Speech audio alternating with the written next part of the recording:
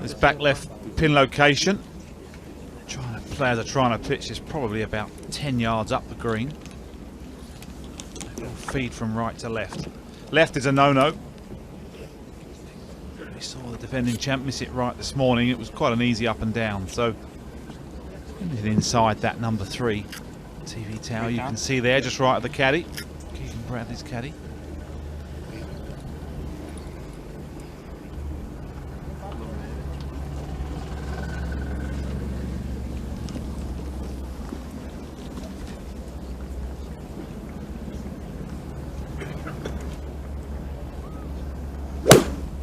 Nice to see Keegan Bradley playing a bit quicker, and it's coincided with the fact that he's playing better as well. So clearly his mind is pretty clear. As you'll see a fine approach.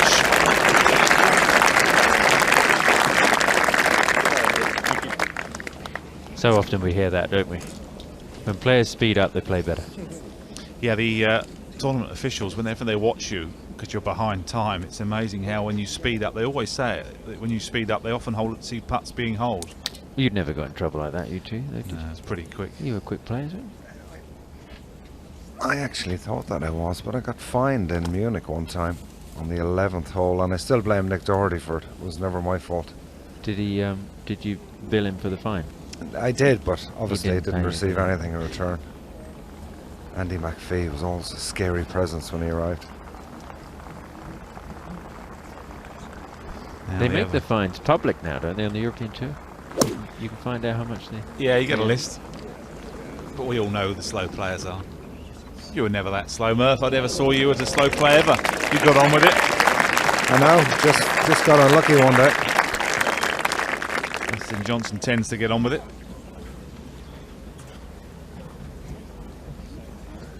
It's an interesting shirt. I think it had run in the wash, did it? Yeah, he must have left a black sock in there. I'm trying to see what they are. What are those prints? Only you could see us now. All three of us are looking at the screen going, what are they?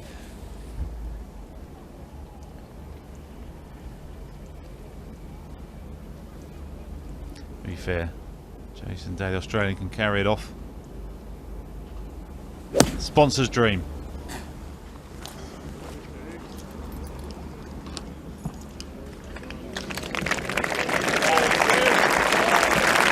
Ah, there you go. That makes it a lot clearer. I'm going to have a guess and say there's some fishermen on there. I'm going to chuck my effort in there.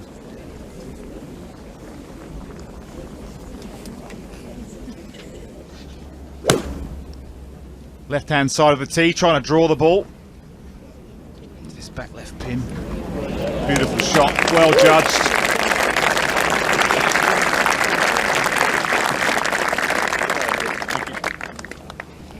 I wonder if players going out now will have watched golf this morning, and that is a prime example of learning from players that have gone before. Oh, massive. I used to have it on all morning. It was often just background noise, but then you would hear things, the excitement or a bad thing happening, and absolutely they would have seen that everyone was misjudging that third this morning. Also the second as well. Guys were getting that tee shot wrong early on.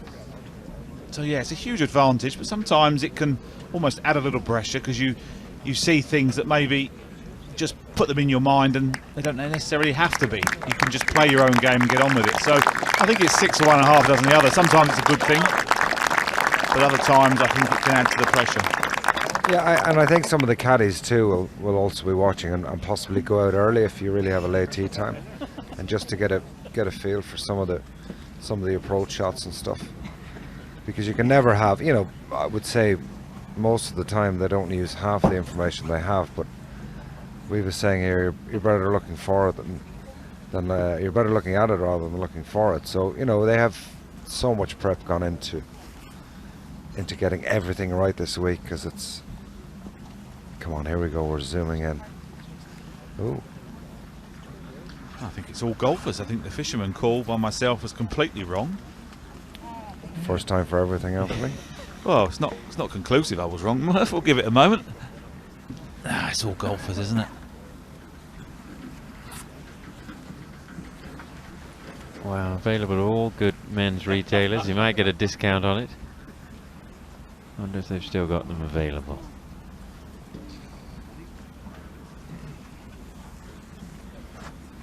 Just out of the wrapper this morning, I'd imagine. It's funny the amount of detail that goes into the way these players look. I mean, their sponsors script what they're wearing every day. They don't even have to think about it. It's all done for them. You guys had that, didn't you? Absolutely, yeah. Yeah, I also married a great woman. She looks after me beautifully when it comes to what I'm wearing. She'll be sitting at home watching, no doubt. She loves the golf. Got 2 boys that will be sitting there watching it. There's no way she picked those clothes this morning.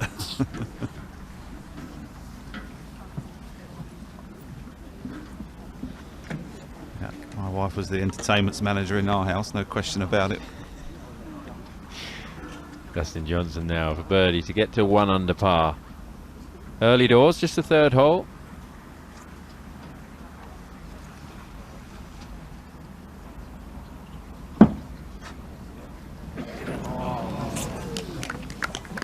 There are some subtle undulations on a lot of these greens that I would think make it pretty difficult to read.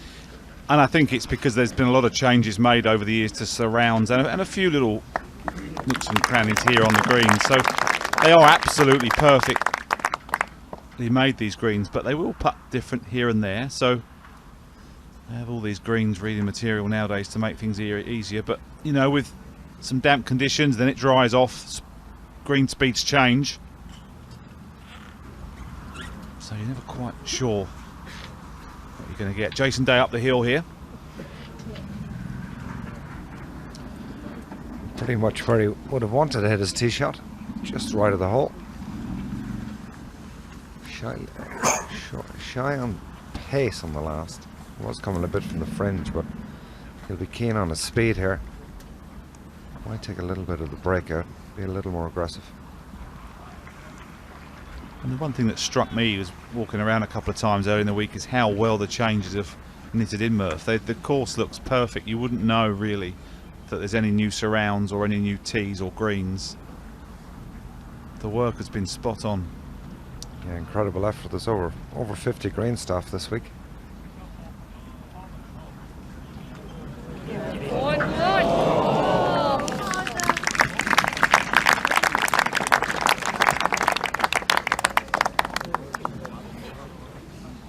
He's going to be disappointed not to take advantage of that very good tee shot. 3 pars to start's not bad. But these first 5 holes, the breeze is really in the player's favour.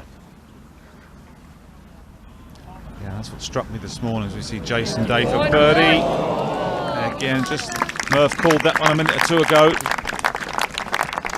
Yeah, they really do need to make hay those first 5 holes. And we saw a lot of guys this morning struggling, which surprised us. That was the real scoring part of the golf course. Keegan Bradley's not going to make the birdie either. I wonder with that long putter grip, Murph. We were talking about how he used to obviously use the longer handle, whether that...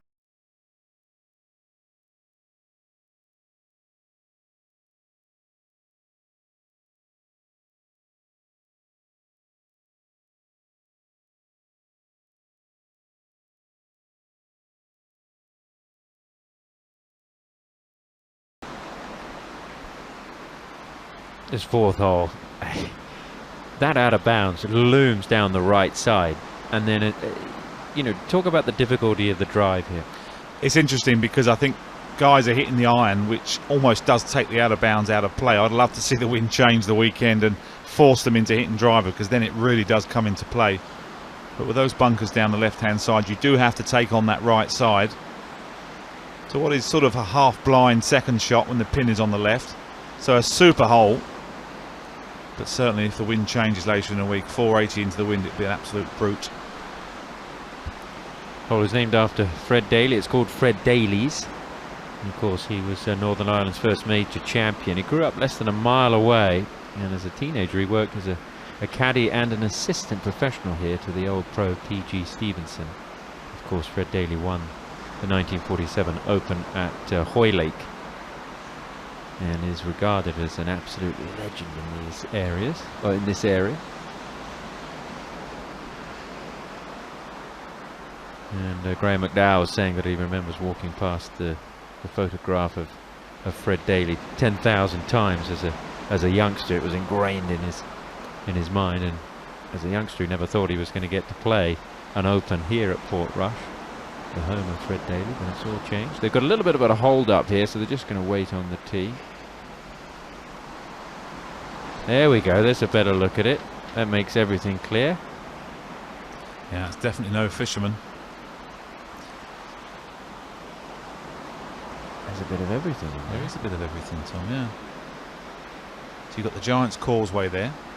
Oh, is that what you think? You've got a lighthouse, I think. I'm going to go bold here. Dunluce Castle. Yeah. Okay. Why not?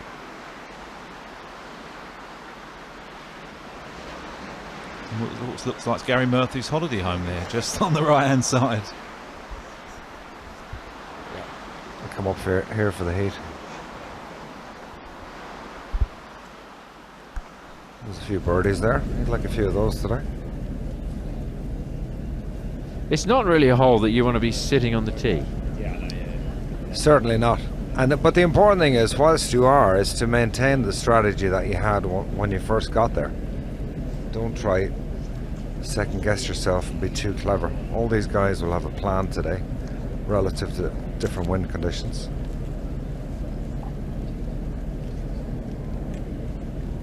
Jason Day with Steve Williams on his bag. So What do you make of that?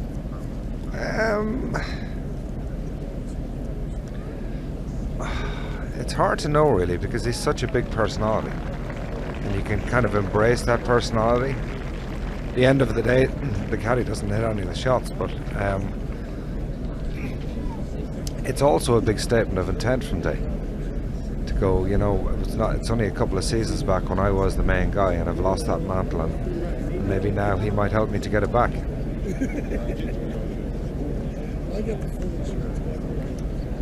When did he first get? Did he caddy for Norman? Is that when he first came out?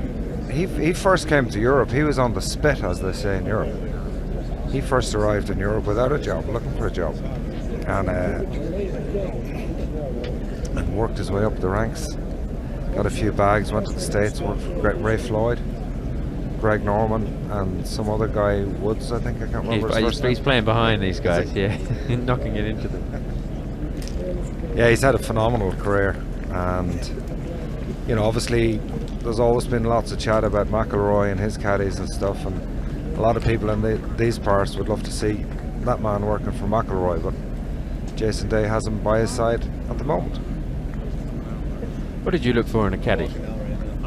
Exactly what Steve Williams does for me. He walks forward, he doesn't take any nonsense from a player, moan about how bad things are going, how bad my luck is, or how good a shot that was. He picks the bag up and he walks forward, and he keeps you moving forward. And if you watch him with Jason Day, he won't be listening to anything. And he did it with Tiger. He used to stride out there and Tiger strode with him, and I just think it's a great mindset in a caddy to have. You don't want a caddy that's sort of comforting your bad days, because he drags you down, or you'll drag him down with you. He'll stand there and he'll toe-to-toe and he'll just walk away. He won't want to listen to it. All he expects, I remember talking to Adam Scott about it when he worked for him, and Adam would want to moan about something. He'd turn around and Williams was 15 yards up the fairway. So that instantly you were up and off you went, and you just forgot about it and you got on with your job. And I think that's Steve Williams' best attribute. Yes, he is going to go with the iron here, it looks like. Yeah, they're sort of aiming left half of the bushes, which are the out of bounds. They can't really reach it. Ooh, steady This on. one's probably going to be left of the bunkers.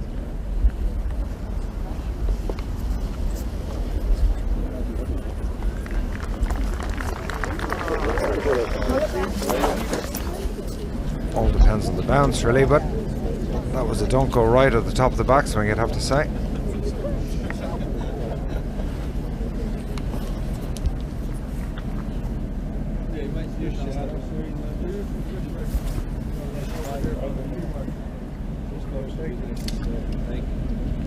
It's the longest par 4 on the golf course.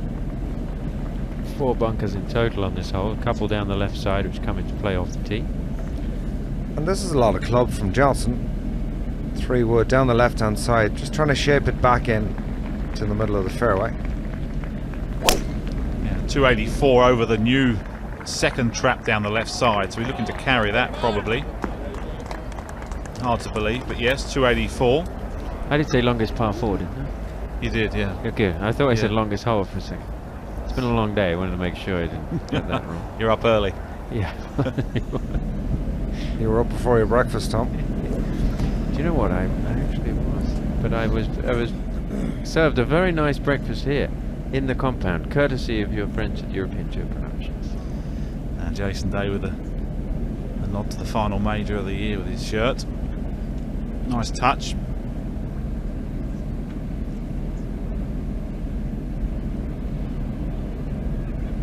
Tends to draw the ball, so he's really looking more down the right half, trying to just bring it back. And that's a beauty. Very low. Got to run about 50 or 60 yards. That's the speed slot there in that fairway. There's a hump there. And you get over it, just scampers on. That was a tiger stinger there. That's impressive. There he is, look.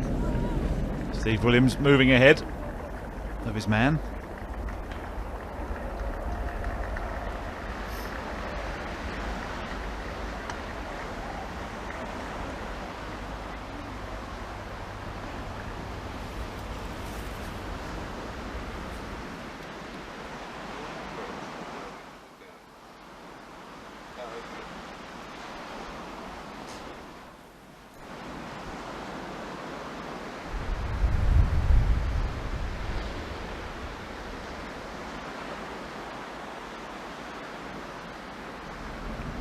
Take another look at Dustin Johnson.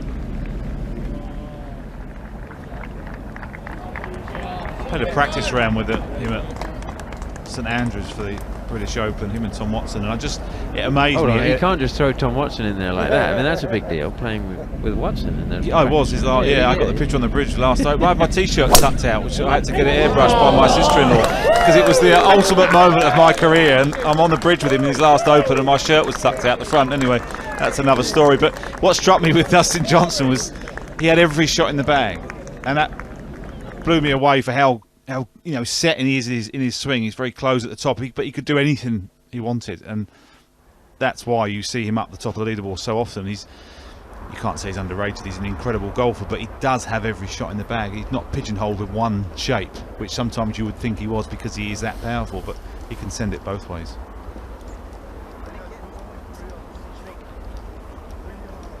Like his regular PGA Tour performance is sensational, but I think there's no doubt at the moment he's really searching for that second major. He's possibly should have about 4 or 5 in the bag to date, and he'll be super keen, this being the last major of the year, to put in a big performance this week and test himself yet again late in the Sunday.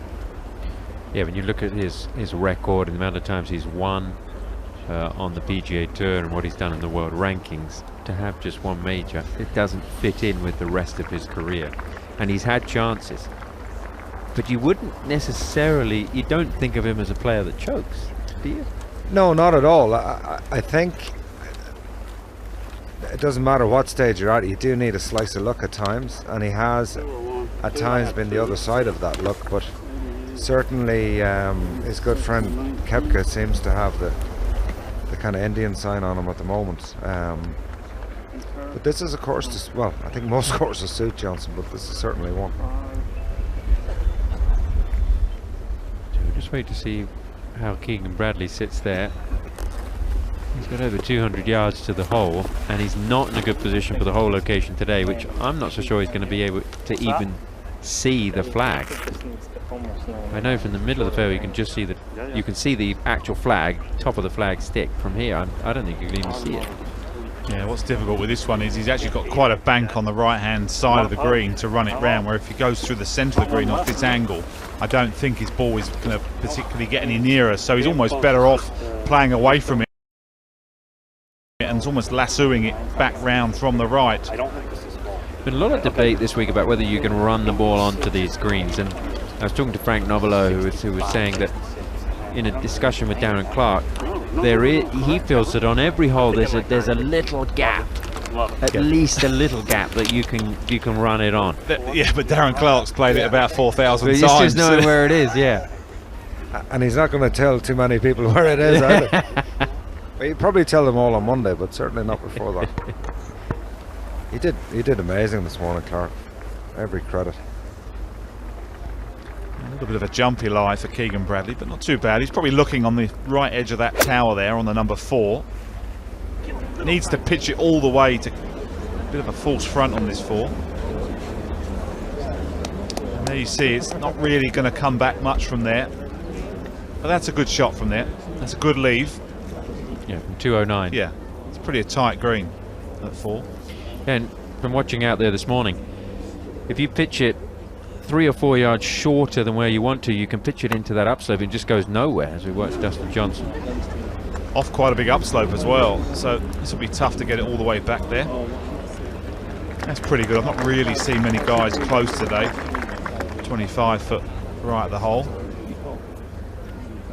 Yeah, I never look at Dustin Johnson as a choker or blow tournaments. He does seem to, but sometimes I just feel coming in the last 3 or 4 holes, he often seems to take the wrong play for me. You know, he'll often be leading, you just need to hang around. And he goes for things and gives away a couple of shots in the last 4, where most of the time that's not needed. You don't need to be that special, you just got to hang around. Now Jason Day, his approach to the 4th.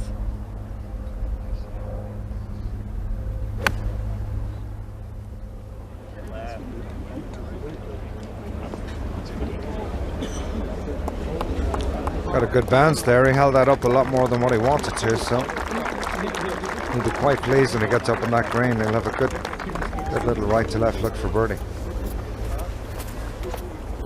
You know you're good when you've got a matching putter as well with your shirt, gentlemen. You know you're pretty good. You've got a white-headed putter as well with a bit of black on it. Were you players that switched putters regularly, or did you have something you stuck with, or a particular model you stuck with for a long period of time? I can remember the day I changed the putter I went to, and I used it in the end probably for about 6 years. I had a couple of them, but it was the same model and it was the same look. And irons, again, I very rarely changed, and I felt far more comfortable with what I had, and I stuck with that. What about you, Murph? I had a really funny incident in Malaysia one time. Odyssey had brought out this new putter. It was like a gooseneck style putter.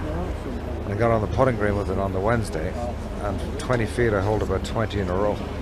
And genuinely, being the naive, stupid professional golfer, I'm like, I have found the secret. I am going to win by 12 this week. Got up in the first green. Yeah, way left. So I fiddled around quite a bit. Just different fields sometimes, playing different grasses and whatnot. So variety was the spice of life for me with putters. But it was funny. I just thought that morning, this is it. I was waiting for you to say other things when you said variety is the spice of life with putters, but nothing else. I often use the same putter, but it didn't mean I didn't bring a few home, though, to my kids' delight. I often got a few spares in the garage. 1 or 2 dark cupboards that I would put them in and bring them out just in case if they misbehaved. Not the children, that is, the putters. There's very few guys now really stick with the same. That's probably some of that is pressure from manufacturers trying to use the latest and greatest too. But that's something that I guess the public doesn't get information on too often, and for obvious reasons. But there are a lot of contracts and things behind the scenes to do with the equipment players are playing, the number of clubs they have to have in their bag for a particular manufacturer, or a particular club they have to use, and that plays a big part in the setup of your bag, because there's a lot of money at stake. Yeah, absolutely. But I think the be all and end all of it is you've got to pick a manufacturer or a type of iron that you like. I think you can switch around with your drivers, but your irons, for me, that was always where I wanted to go, because for me that was almost half my shots, the shots into the green and the shots around the green. So I didn't want to pigeonhole with one particular manufacturer, so I picked a certain brand that allowed me to use the woods that I wanted. Yeah, he actually picked the ones paid him the most money as well. I thought I got away with that one. Well, you were a professional golfer. You were doing it for the money. It's okay. Oh no, absolutely, Yeah, absolutely. yeah, No, but yeah. no, I honestly picked the brand in the early days for the iron that I liked, and then I would work around all that. As we move over to Dustin Johnson, who clearly uses a brand of golf equipment that supplies him everything he needs. Steady on. Look at very that, often. moving away. Still going. Still running. Wow, that is a huge mistake on a green which is not that severe. Unforced error.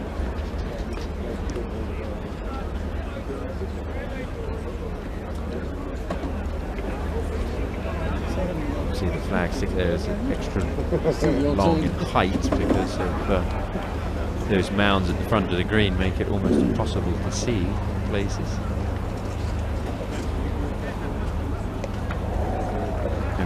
Now this is the issue when you've just seen the guy you're playing with run it off the green. I'm just going to say this has become a little harder, isn't it? He's going to aim this a little bit further right and just block it up the right. No, he's gone down the left. He's gone down the fast lane. Solid stuff. Nerves of steel. 3 pars and a birdie to start the day for Keegan Bradley. He birdied the second. And he has the best score of the 3 at the moment. Jason Day has a chance to match him.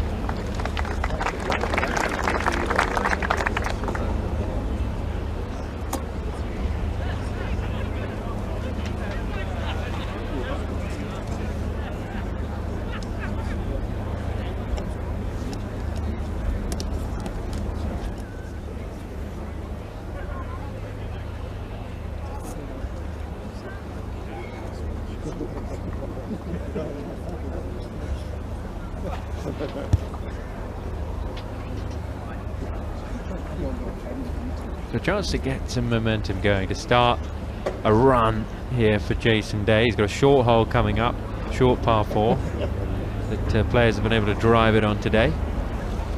Yeah, we've only seen one birdie so far from this group.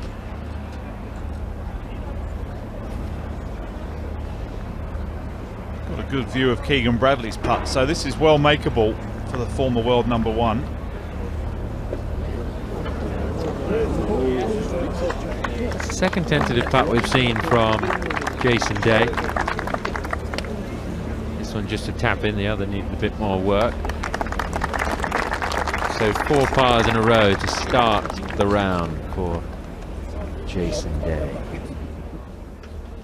And you get to see the undulations at the back of this green. Pretty much downhill all the way, so a little tentative.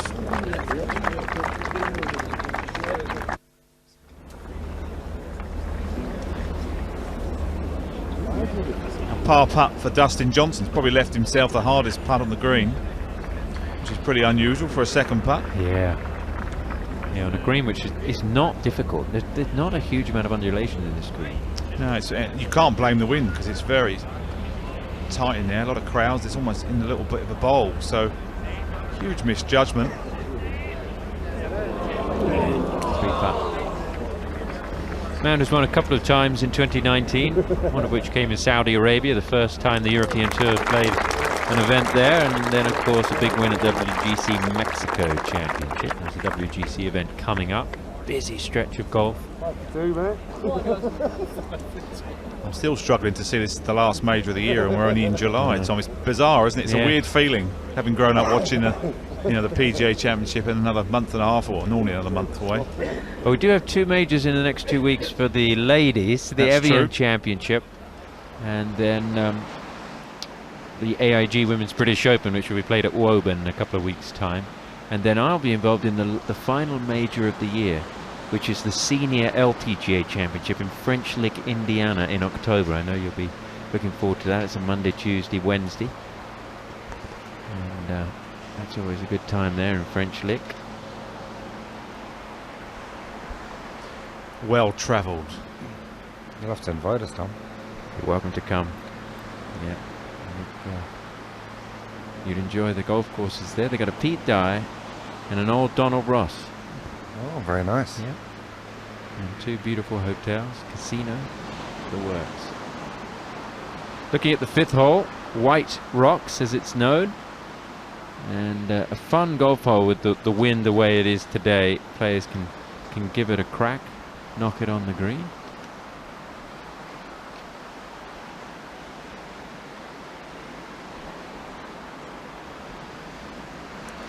We have a good look here. Driver ball today, downwind. A couple of new bunkers left and right. Certainly I played in 2012, they weren't there. You were just trying to bang it down the left and run it up. So now you've got to think a little bit more. 243 to carry there, but probably more like 260, 265 to the fairway. A couple of power players here, so certainly see maybe a couple of balls finish on the green if possible. Martin Ebert actually took out the back tee here to force the players to force the R&A really to make it drivable, to give the players a chance to knock it on. It adds excitement.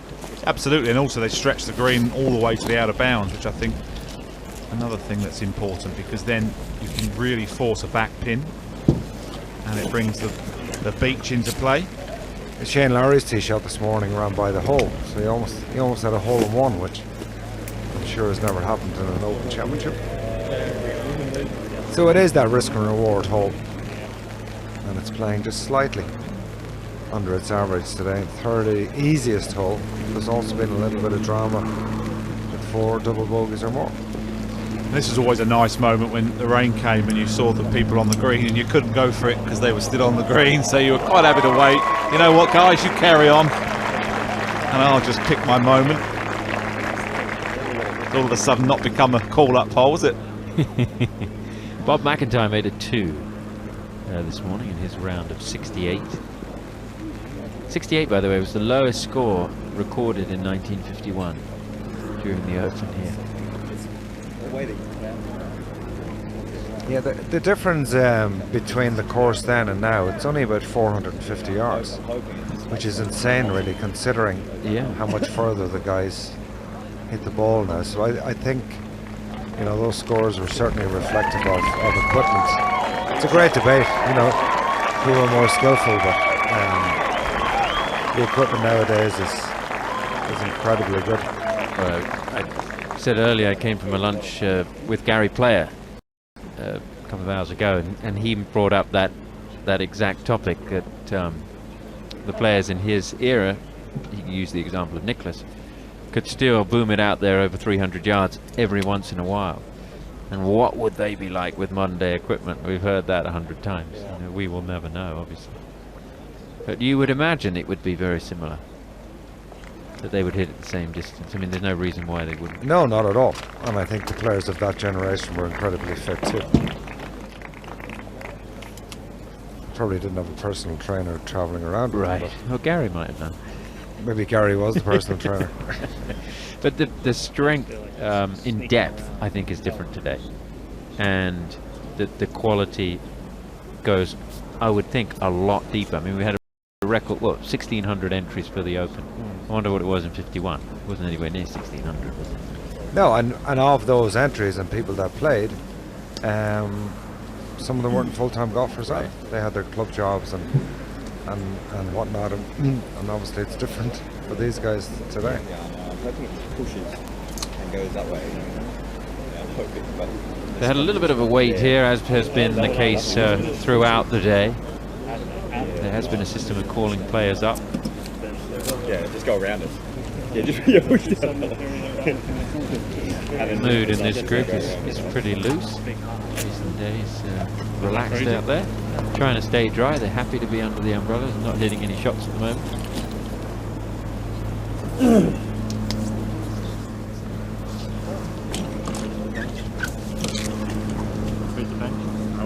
Okay, ready to fire away. 3-wood for Keegan Bradley. So he's obviously going to aim a little bit further left. Try and use the left to right wind to his advantage.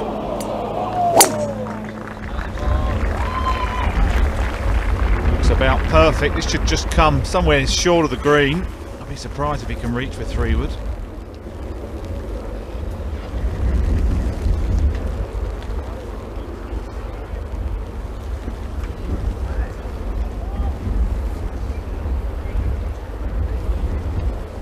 Gary, if you hit driver here, you have to be pretty certain because you'll run out on that left side pretty easy. So I think 3 was a good play out there this afternoon. It is, because you just never quite know if you do lap a driver down there and you get a super fast bounce. There's no harm keeping this hole in front of you. Just get it down there. It's only going to be a little pitch into the green. Oh, for Claire Day. Just a little bit higher ball flight. He's gone for a squeezy one again. This is what we talked about. You see Dustin Johnson's pulled the driver out, you know, and with this short right pin, it's on the middle of the green, but it's tucked behind a bit of a knoll. If you can squeeze it down the left side, it's a good play. So could it be too much for him though? I think it's okay at the moment. I think he whizzed it through in practice. But if this doesn't come off, he can leave himself a really, really difficult shot. As the commentator's curse looks like it's happened again. It looks like he's absolutely bazookaed it down there. And there you go. Wow. Beautiful tee shot. What a shot there. And that always amazes me. It's pin high. Great judgment. Perfect planning. And there you go, maybe it was the perfect shot today, where earlier in the week we saw him whiz it through in practice because it was more downwind. Look at that spectacular view there. I'm guessing that's not live, is it? Look at that water. It is live. Who knew that it was that colour from above?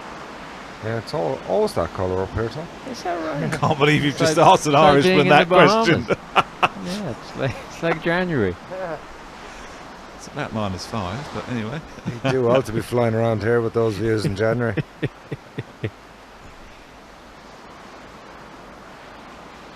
I'm pretty taken aback by the colour of that water. That was incredible. It is a gorgeous part of the world up here.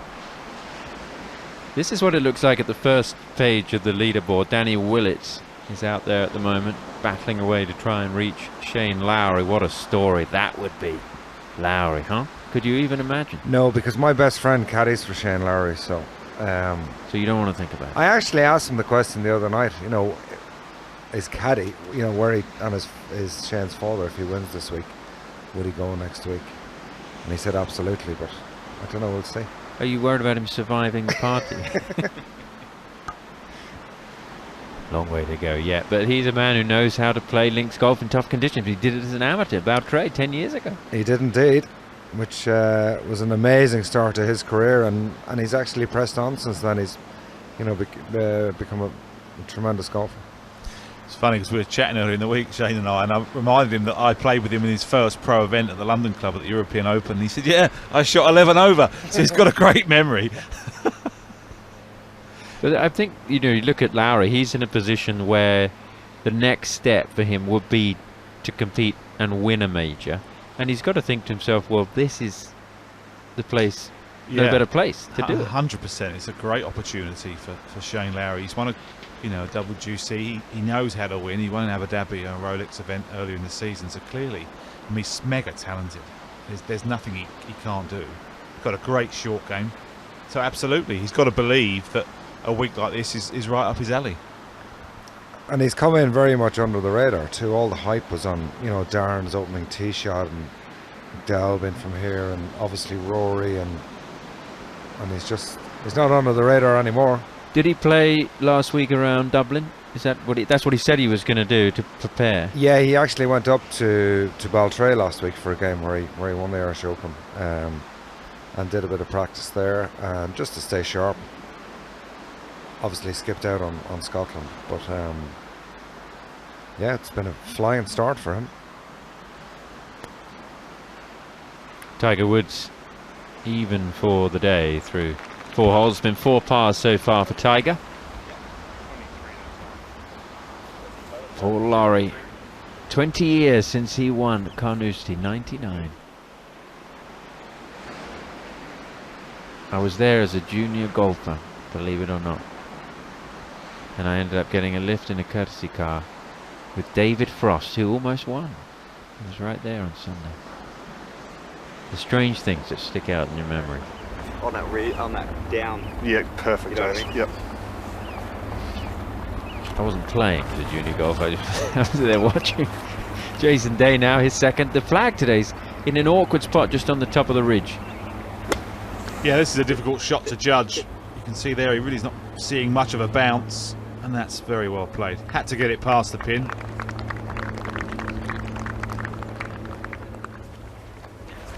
It's very important on those shots that you take a look, maybe walk halfway up, have a look at it from one side or other.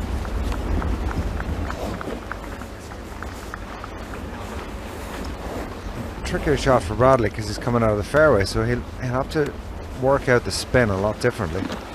David's always going to get just a little bit more release from the rough. Trying to work this in just a little bit from the left. You can see the breeze there coming out of the left. Does that whole location make you want to hit driver more to give yourself a putt or a very short shot rather than having to deal with a little pitch like this? Yeah, I don't think it's the perfect place to be where they've left it. I would have tried and maybe hit the tee shot further left. But absolutely, I think if you couldn't go long, driver probably was the play. I definitely would have hit driver down the left and taken my chances, because I don't look at these two shots as real birdie chances for Jason Day or Keegan Bradley. And as you were saying there, Gary, you know, he was hitting through the meat of the hill, and it was a lot harder shot than Jason Day's. And now all of a sudden he's struggling for his par. So yeah, absolutely, I think driver probably was the play, being that you couldn't go long today. And especially on 53, that's a fiddly number for a lot of players, so you don't really want to lay up to that. You want to lay up to a comfortable number where you can have conviction on strike and you're not trying to find the distance through impact. Ball slightly below his feet. He's almost trying to hook it into the hill. And you can just see there, he just pitched it probably 2 bounces short of where he should have pitched that. Did it sound a bit clunky to you? Yeah, it did, didn't it? It was a little bit noisy, all right, yeah. Screaming for it to stop. And Dustin Johnson just getting relief from the sprinkler head.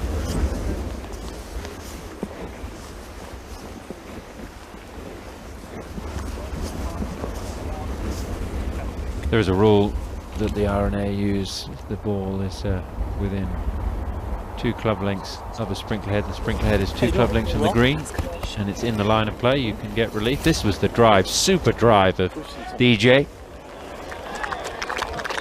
He always gives you the impression that part of the game seems really easy for him. You know, he plays just that little cut shot and he can just turn off it, and it seems like he doesn't have to think a huge amount about what he's doing, and it's just a natural gift. I know he works very hard in his physique and that, but you can't teach someone how to hit a 350. Do you think it's changed the philosophy of driving the golf ball? These guys hitting the ball left to right and hitting it so long. I mean, usually you would think hit it right to left, wouldn't you? Yeah, I think they're just so strong now, and the equipment is so good. There's no, I don't think there's any dispersion between draws or fade or draws. Or Yeah, I just think the sweet spot's so much bigger. You can go ahead, as we see Dustin putt for eagle. He's misjudged that a little bit. Yeah, it's 2 in a row. He's completely lost the plot on the pace. But yeah, I think with the fade, historically it was the shorter shot, but now the I'd say probably the hot spot on the club is that much bigger, the sweet spot, that you can heel it slightly if that's how it feels off a fade. And it really go as far. In the old days, if you towed it, it went further, where that almost doesn't really apply anymore. Because the balls don't spin as much as they used to. Like we would have grown up playing with turbolatas. You know, it was like Mary Poppins flying around in the air compared to what they have nowadays.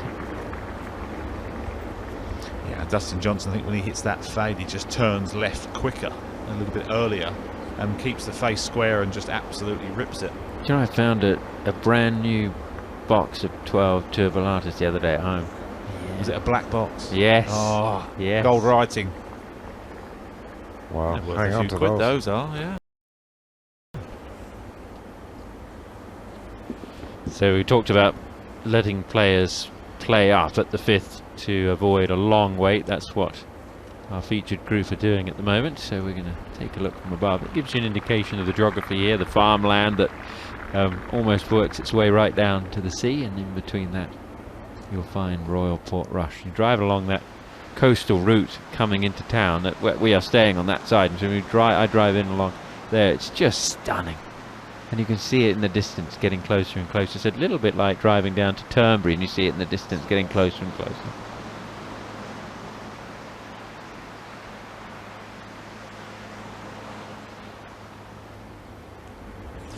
Three world-class golfers are all watching the group behind. Everyone loves to watch golf. It doesn't matter how good you are, how many majors you've watched, you still love to watch a bit of golf. See the importance of getting it up on that tier. You know, he's left himself quite a job to two-putt.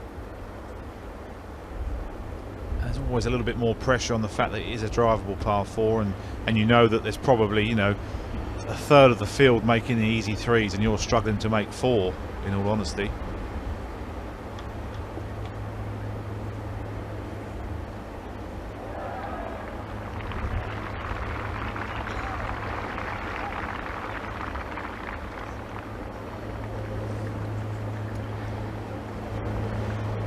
Maybe that's just a little bit of frustration, having more than what he wanted, and he's raced that by, and it is going to be a scramble for his par. Just misjudged how the speed of that slope coming up. Thought it was going to kill the ball a little bit more than what it did.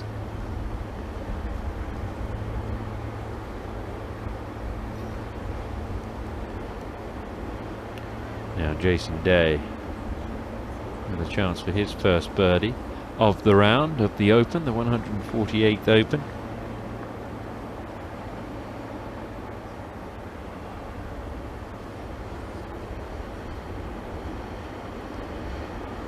So 28 birdies so far, 88 pars.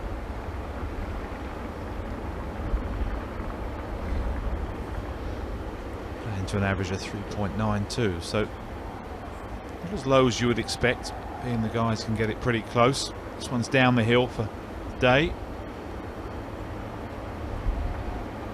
Oh, that's beautifully read. Pretty straight overall. And that adds to the 28 total of birdies here at 5 today. Making his 9th start in the Open. He's played every round in the 8 previous Opens that he's played, never missed a cut. Of course, he was very close to getting into the playoff in 2015 at St Andrews. That's his best finish. He finished tied for 4th. It was a 3-way playoff. And now Keegan Bradley for par to remain at 1 under. And he's going to be really annoyed there. You don't see that very often, a pro dropping a shot from 53 yards. And then he's turning back into the breeze, so it's not an easy hole to pick himself up on 6. Yeah, when you stand on that 6th tee, I was down there this morning, suddenly you really feel that wind in your face, and you think, oh yeah, I should have taken advantage of the first 5. Yeah, I'm on a bit of a challenge here. Felt quite simple the first 5 down the wind, and you realise why 4 under's leading when you turn back into it. Dustin Johnson to repair the damage from the previous hole where he 3-putted. Just to get it back to level par.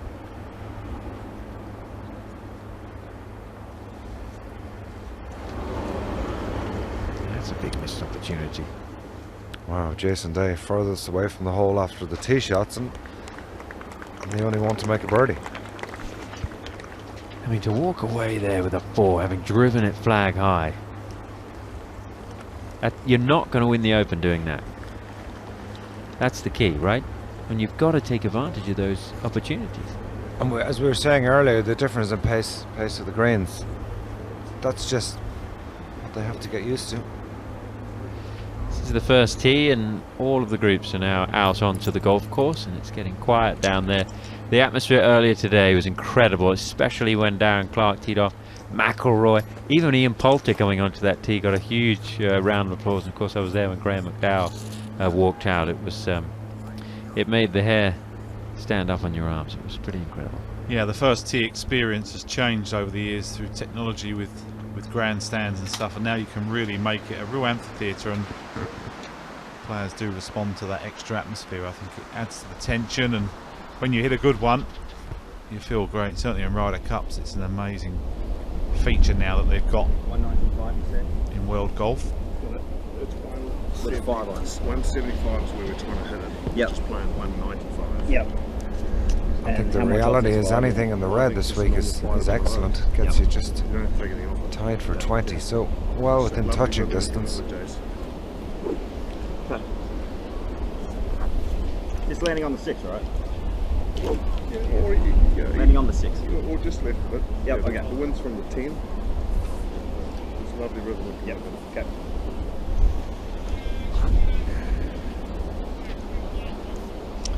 Good words there from Stevie Williams. Good rhythm and commitment. Just pick your shot. Don't get confused during your swing. Just stay target based. Trust your numbers.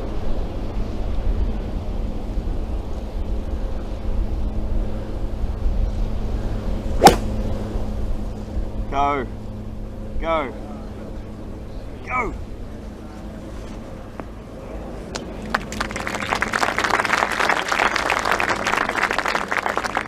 Just stalled a little bit in the air there for Day, but it's a good solid shot into the front part of the screen. 3 is always a good score on number 6.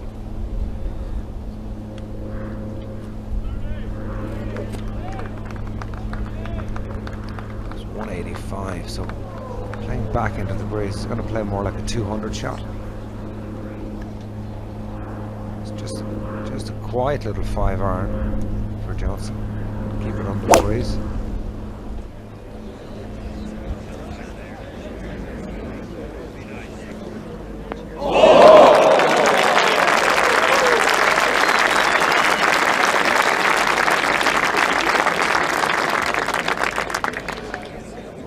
Well, it's a good time to come back in after a shot like that. I've just been out there having a look at the weather conditions, and it's rather pleasant, although there are a few curtains of grey around the horizon. What a shot that was from DJ.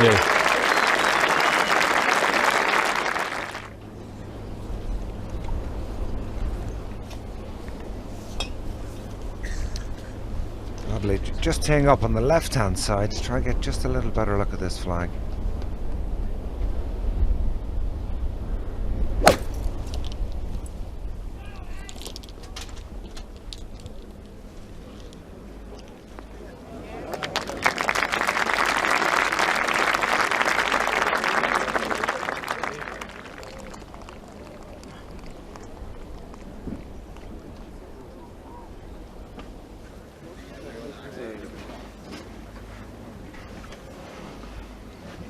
Just going about 4:30 now on first day of this 148th Open Championship, and it's Honestly, certainly should be under par, and you know it all adds up at the end of the week, and that's probably why we've only got one major in the bank.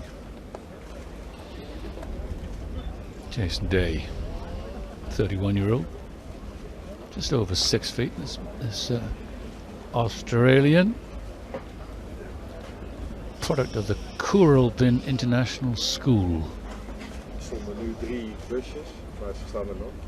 In his homeland, Iemand die camera weggebrengt. up the slope Nee, nee, die busjes die to this right-hand pin, and quite enough steam. Ik ben weer in die... A decent putt, left himself a little couple of feet up the hill. Oh no, ik breng je wel even.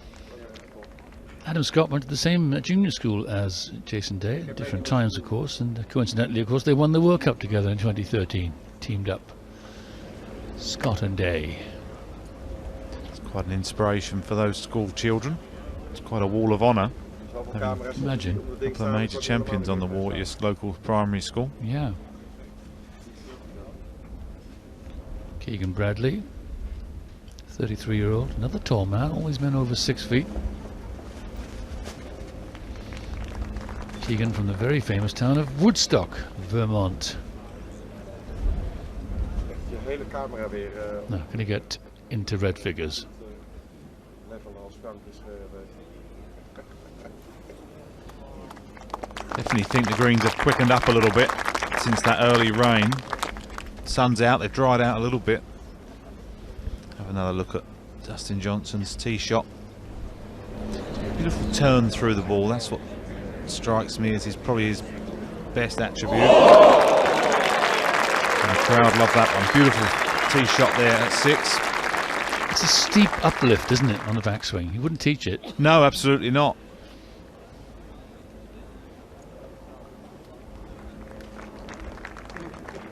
He's certainly a swing all of his own. Also tough to coach, I would imagine, someone who's got that much talent with that swing to want to improve it, because, you know, technically you would want to change things, but it's so difficult when you're that good. You know, where do you start? Yeah, very much the case. Go on. Go on.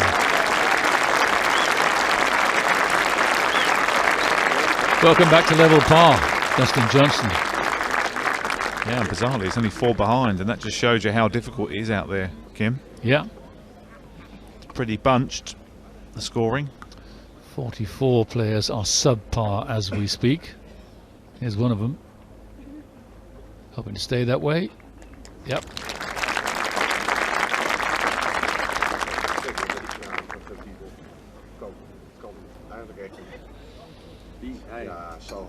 Three behind Shane Lowry.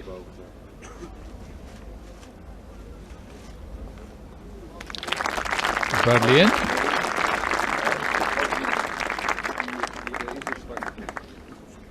Winner of 4 PGA Tour titles, Keegan Bradley, including one of the big ones, obviously, the PGA Championship. Have another look down the hill, just outside the right, read it beautifully. And there you saw the advantage of a ball not racing at the hole. The hole grabbed it at the death. For that dead weight. Always the best way to putt, in my opinion. Now we got to look at 7 here. Brand new hole. Curran Point. Huge bunker on the right, which has been recreated from the 17th, called Big Nelly. The wind off the left today. That's sort of pretty much in range as we move up towards the green. Quite a difficult layup. The only thing I would say is if you did miss it left or right, the rough isn't as thick as on some of the other holes. It's still a little bit sandy up there, so it's not easy. You could get quite a pluggy lie. And there you see a green that's pretty much repelling everything that's not in the middle. Quite a slopey green. Very, very good hole. Seems to fit in this Royal Portrush course incredibly well. It's a true valley hole, isn't it? And there aren't many actually valley holes on this course. No, it's an amazing piece of land when you look back to the tee, isn't it? Yeah, you can see the change in elevation up to your right here, to the other part of the golf course. Yeah. The Dunluce course, this is called, the Championship Links. There is a valley course as well. First of the new holes, which we've just been talking about. A good shot will be rewarded with a scoring opportunity. Very much so. You need 2 good shots to reach today, though. 586. Not quite there yet, are we? Where 1 shot reaches.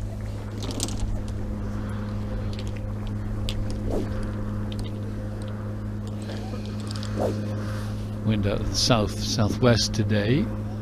So I make it that it's coming slightly into their faces from the left. Yeah, certainly playing 20 or 30 yards longer than he did on Tuesday and Wednesday. Players will be fully aware of that. They'll be aiming more down the left side towards the other trap. Looks like he's overdone that one slightly, but that'll be okay down there. There's not an awful lot down there. Certainly the side to miss it on. Playing 586 yards today. Which for me is definitely 3 good shots to get up in 2. We saw a few 3-woods this morning. Thanks, mate. I'll always say yes to it.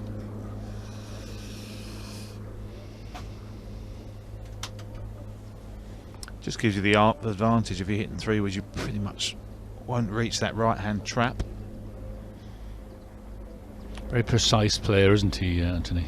He's very impressive to watch. I've walked around a couple of times with him. He burst onto the scene. He's gone well left. A sandy waste area over there. So that's all in the lap of the gods, whether he's going to stay out of a few footprints. Has struggled with injury over the years. Bad problem with his left thumb at one point. His back has had some difficulties. Back problems very common amongst professional golfers over the years for one reason or another. Bad posture, not being in good enough condition, and just wear and tear, eh? Yeah, just generally smashing the ground 300 times a day at 100 miles an hour will do it. The vibrations going through the body. That is a point. You suffer with your back? Add that to the list. Yeah, that was one of the reasons why I retired. Even though I was exempt last year, I just got to the point where my back was so weak, my lower Really? back. Yeah. You know, I've done all those things where you stand on the gym ball and all this sort of stuff. I could do all that. But talking of bad posture, that's not the greatest. But his back is straight, and that's the secret. He's crunched that one, Keegan Bradley. Deceivingly long. Yeah. Bradley. There's no slouch when it comes to giving it a knock. But yeah, you've got to be careful with your back. You've got to prevention nowadays. Try and build yourself up as a youngster. Certainly smashing ball after ball will take its toll after time. So they walk between the almost elephant grass size type stuff there and the path. Johnson, Day and Bradley.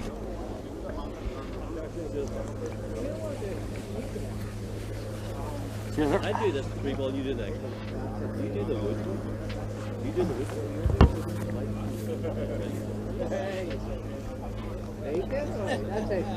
Eric Van Rooyen in the group on 3 under, 4 holes left for the South African. Tommy Fleetwood, I mentioned earlier on, up to 3 under, looking good.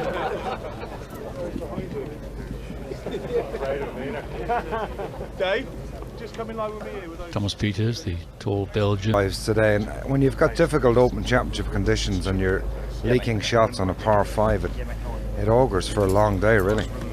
Yeah, I wonder if that's why the scoring is quite high, because there really isn't many birdies on the par 5s today as I look through the scoreboard, and often that's where the players make their scores. I mean, Jason Day's here going to struggle to get this back into play and give himself a medium iron at 3:43 to go. He needs to find at least 150 just to leave himself 180, so tough to hit the fairway. Big puff of sand there, notice he was on the sand surface. Steve Williams on the bag. Kiwi. She's written a couple of books. I've read one of them. Yeah. Yeah. How to pick a good bag, is it? Yeah, absolutely. How to pick a good bag. Yeah, very good. By Steve Williams. Yeah, he doesn't pick many bad ones.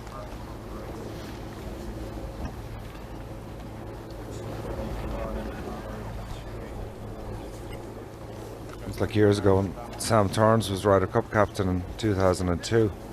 I asked him for a wild card pick and he said to me, Murph, you might be wild on a bit of a card, but I won't be picking it. Oh, Dustin Johnson. Drilled iron shot. Somewhere up there, yeah. Trying to leave himself the right sort of distance for his preferred shot in, right? Yeah, he's got that level with a bunker, which is quite surprising, but that's a good leave. Not the widest of layups.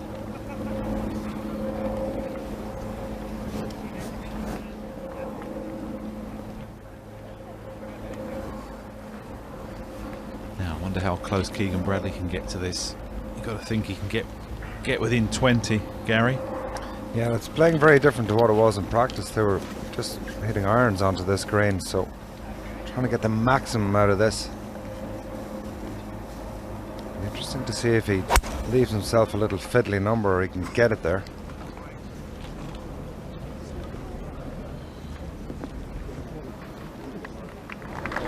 Yeah, that's a good play. I think that's actually the widest part of that layup. And there's no bunkers there, so that's well done.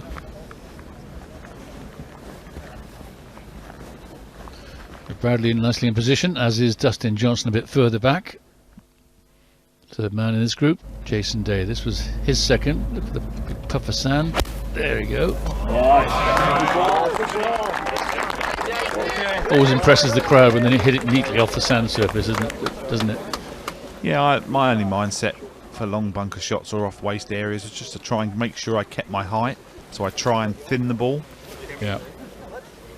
Where more on a links fairway, you end up pushing into it and trying to squeeze the ball forward. So it's a complete opposite out of sand.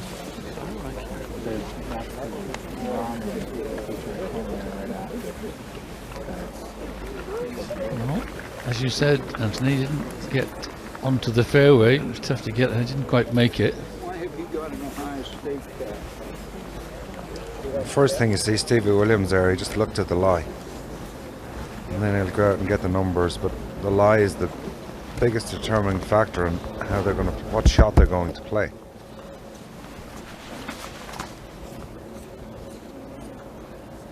Get hung up on the numbers at times. It could play 150 and maybe they're just trying to pitch this.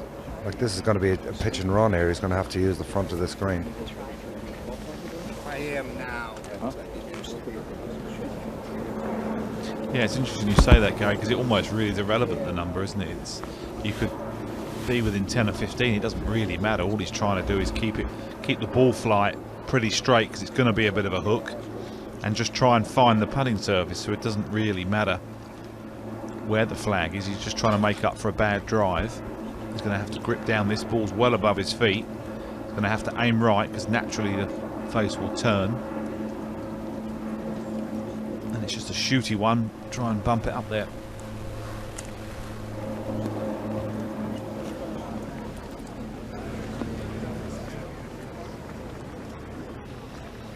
His troubles continue. Played 3, not on the green. The green, as the rain I should say, sweeps in again off the Atlantic. Umbrellas up. Not many players putting their waterproofs on. You mentioned that earlier on, Anthony. Yeah, I always thought it was hard to find a waterproof suit that you were really comfy on, and I think if there's squally showers, you do feel that you can almost ride it out. Have a look at this again. Just felt like he's aiming almost too far right. It's tough to tell where he really is aiming, but the ball just tended to almost splurt a little bit right on him. He was expecting to draw it. And it's amazing how often you overcorrect there. You're just so afraid of the club face and you tend to hang on to it just that bit too much. Third shot then for Dustin. Little movement with his hands at the start of the takeaway. I find it so interesting. Oh no. That's a Royal Portrush moment. Into a swale off the side of the green. That's further evidence of what I was saying earlier, Kim, as well. He's playing some good golf, but just the scoring side at the moment. A couple of 3 putts and there, a simple pitch into the green that he should be looking 10 foot right. He's gone at it, just pulled it, and now he's struggling after 2 good shots. And that must wear you down in a week if that's how you play the game. So talented. Yeah, it's just unsettling as well, the weather conditions, that you can't really feel you're getting into a rhythm. It's taking a long time to play golf today. We're 10 minutes short of 2 hours and we haven't finished the 7th hole yet. Well, I can see out of my window where I'm sitting, there's a storm coming through that's, if it does hit, I think we could be around for a good 10 minutes or so. So if you don't like playing in waterproofs, you're going to have to get used to it pretty quick.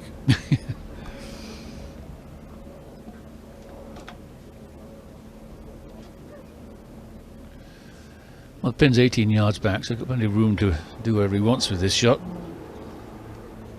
do you think, Gary? A little chaser in there or a fly it up high? What do you fancy? Yeah, as you're saying, the pin is on 18, so something about 10 short and a skip and a jump, and then ideally if the contact is good, he'll get a grab on the 3rd bounce. And he had similar on 5 and misjudged it, so let's see if he can work this one out. 1, 2 and check. Very good, Gary. I like that. Have you played golf before, Gary? I thought about talking for a living. You're pretty good at this. Nicely played. They're so inviting, those lies, aren't they? Yeah. That beautiful links turf. You bite it, don't you? Yeah, absolutely. Yeah. It's every club golfer's nightmare, that shot, when it's a bit tight, isn't it? You know, and it really is. And it's, once you get it, it's just the greatest feeling ever playing golf. But it does take a little bit of practice to not panic at the bottom of the ball. You just feel those grooves just biting in that back of that ball.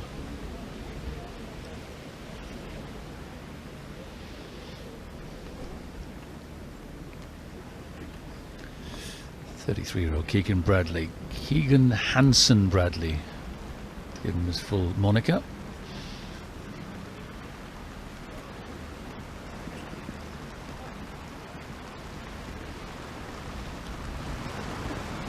Not actually a bad miss for Jason Day. Uphill all the way, good shot there. And bunker play has really become an art nowadays that most of these golfers have pretty much on tap. And then you see a good man on the bag. He's not rushing, he's letting his man keep the brolly there. He's cleaning the club, putting it away, making sure it's dry before he rushes into the bunker and getting everything wet. He knows he's just taking his time, no rush. And I think it's important. A lot of the players nowadays say we. You know, it's important to help your caddy out too on a day like today. It's absolutely massive. I used to always hold the brolly and let the caddy do the clean, or if he was happy to brolly, I would then clean the club. And I just think you are a team. And when these squally showers come through, you've got, you know, a dozen holes or so to play still. You can't be getting everything wet, and you've got to work as a team. Unless your caddy's got 4 arms.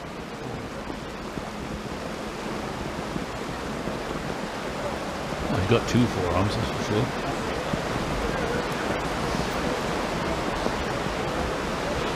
And the big factor with this squall coming in now is the temperature is going to drop massively. The ball's not going to fly as far. You're going to have to calculate all that stuff in too.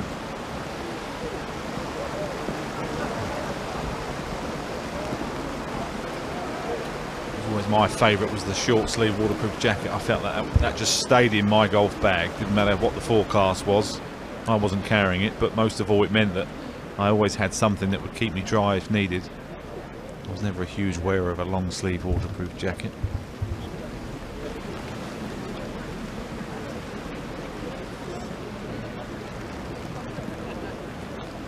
Probably many different ways to play this. Sure, just with the conditions, that might alter how he's going to see this. He might just try scuttle a little putter up the fringe. Yeah, I agree, Gary. I think if in these conditions he doesn't want to play. He's quite happy for Jason Day to go up and mark his ball, I think. But I definitely would think about putting it in these conditions. It's probably the slightly harder shot to judge coming through the fringe, but I think it's the easiest shot overall to get somewhere close.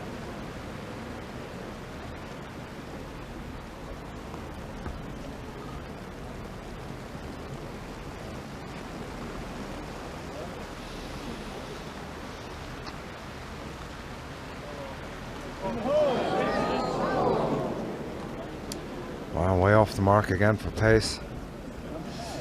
It's important on those shots. Just make a little longer swing. Don't feel like you have to add too much energy to the impact. Didn't seem to take a lot of time with that once he got over the ball either. Just kind of got on with it extra quick. It is raining, I know, but actually it's passing through quite quickly. Yeah, that was clumsy.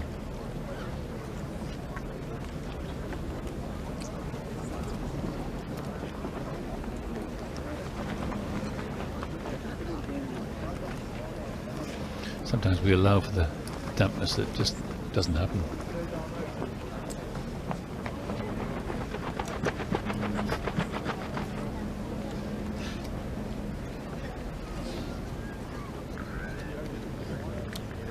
Our player said if you can't see it on the green, it's not going to affect it.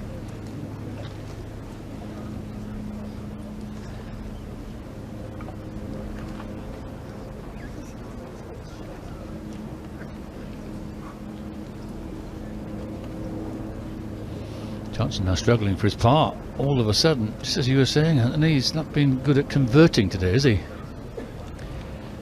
He just seems to constantly be giving. He reminds me of Rory McIlroy sometimes. I mean, they probably are the best two, apart from Brooks Koepka, the two of the best 3 out there, and constantly just giving the field a chance with errors that really shouldn't be happening at their level.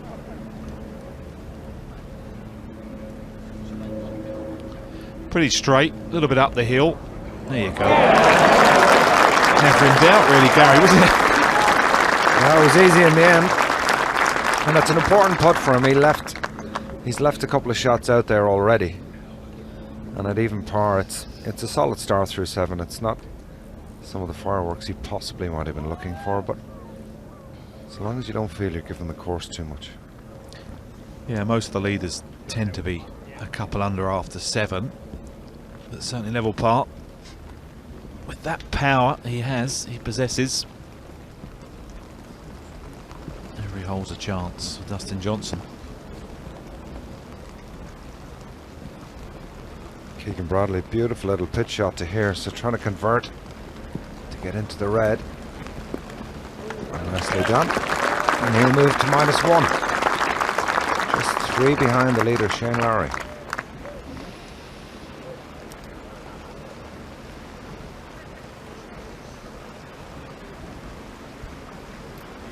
Bradley into the red.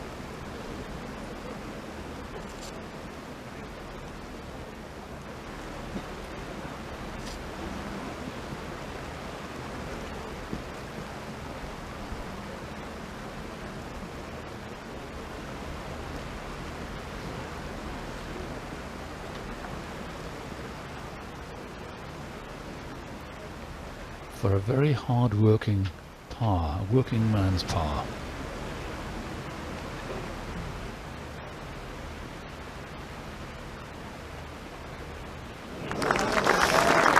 In the left-hand door, which happily for him was open. 1 under. And at 1 under, Jason Day is 3 shots off the lead. As we find out that a certain Brooks Koepka has moved to 4 under par, 14 holes, menacingly tied for the lead now with Shane Lowry. Koepka, I haven't really checked, but probably the only man on the course dropped a shot yet.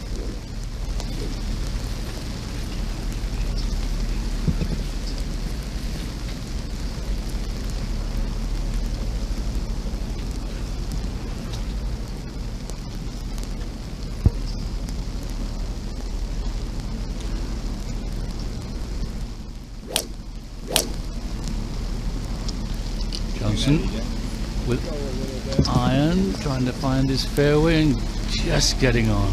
That was a big shot with that club. He's a big player. Hello, Tom. Lovely to be back just as the rain begins to fall outside. So you timed that very well. Yeah. Just enjoying watching some of the golf from our facilities here, and then heading back inside to see this group battling the elements. A lot going on out on the golf course. There's so much of it covered this year. It's really quite special, isn't it? The coverage that we offer here at the Open. Absolutely. And that is absolutely perfect for Jason Day. He's got up on top there, so he'll get a good look at the green.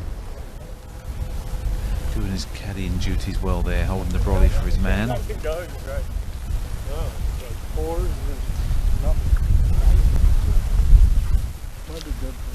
Team Day trundle on.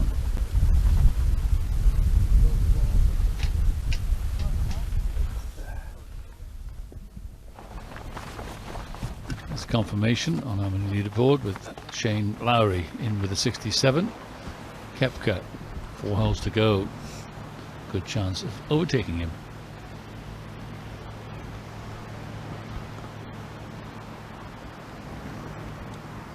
I think this might be the story for the whole week, these sort of conditions. Maybe the breeze might not be as strong over the next few days, but it hasn't been that much of an issue today, really, the wind, has it?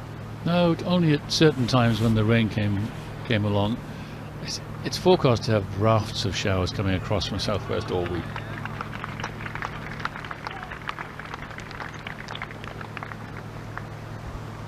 Yeah, there's only really a club of wind maybe at the most.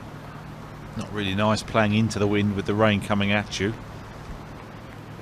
But so far no showers seems to last more than 10 minutes, so you're really only getting it for a hole or so. But I tell you what though, it is getting muddy outside of the ropes in certain places, especially on the left of the 18th. It's pretty gnarly down there.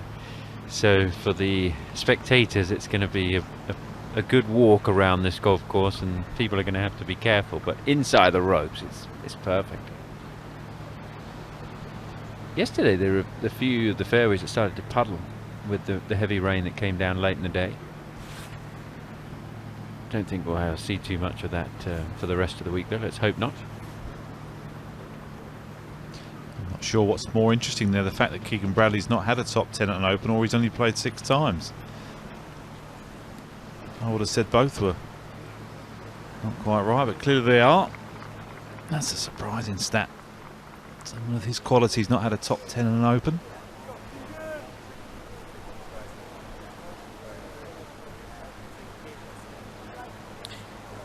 His best finish is tied for 15th. That was in 2013. He has had 3 top 20 finishes, but really nothing to write home about.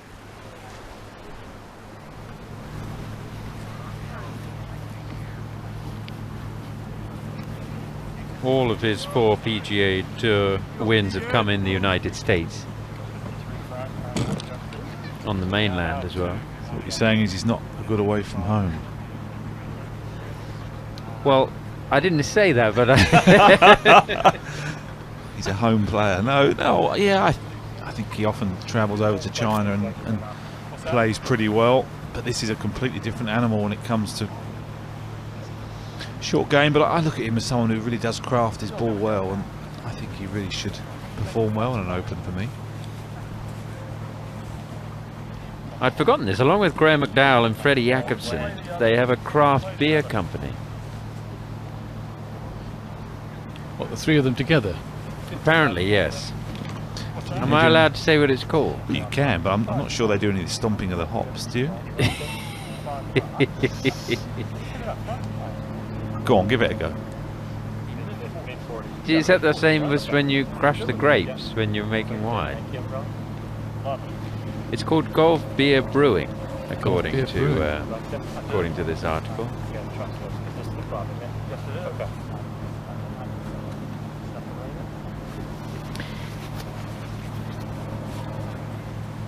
Right, finally, Bradley, 2nd to 8. Pin 14 yards up.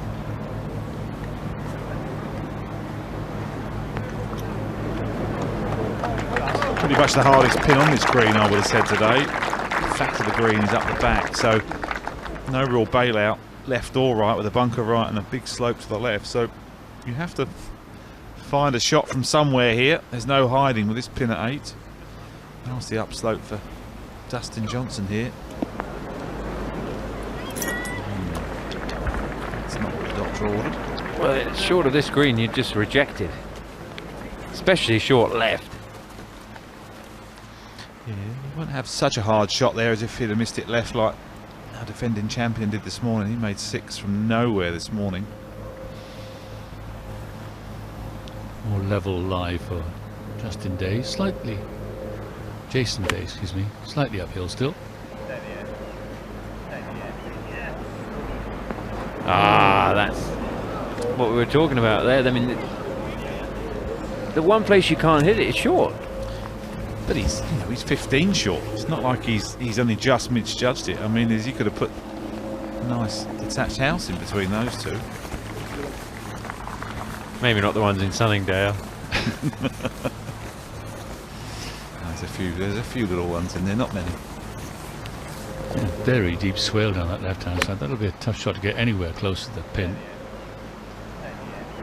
You see the way he dropped the club. I think he just slightly duffed that.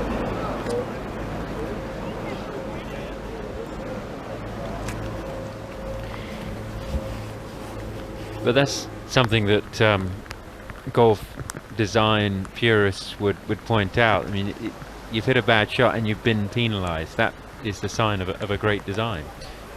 Yeah, and you listen to the way Brooks Koepka talks about majors, and he talks about practicing more and stuff like that. I just think it's the harder the course, the better you got to play, and right now he's playing the best, so he tends to finish higher up. And other weeks where they're a little bit softer out there and you can get away with things, there's a bit more luck involved, where this is all about showing up and playing the best golf.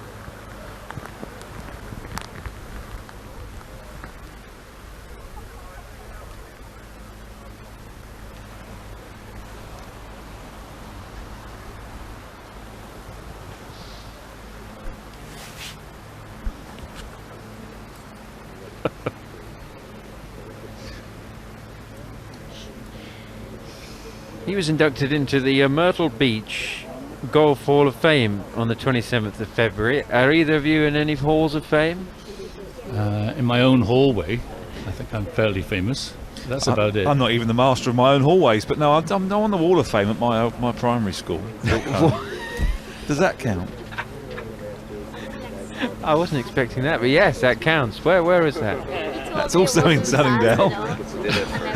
Charter School in Sunningdale in southern England. I must be in the odd Hall of Fame somewhere. Now then, into the bank or over the top, Anthony? I think we'll see a bit of a running one. Yeah. That's the smart play. There must be a lot of divots there, and that's a fine effort. That's what Molinari needed this morning.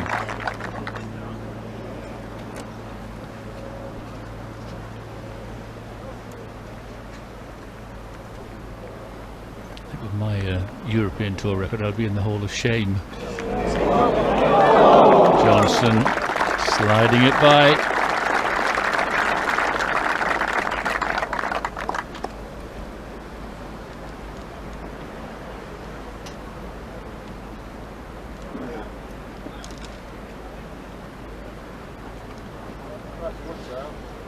Wind has died quite a lot in the last 10-15 minutes or so. The players will be very glad about that as we're approaching the turn 2 hours and 10 minutes after they started.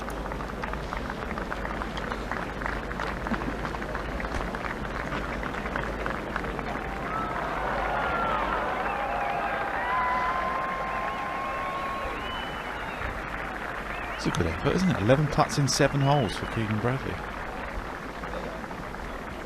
And a good chance here for a 1 putt.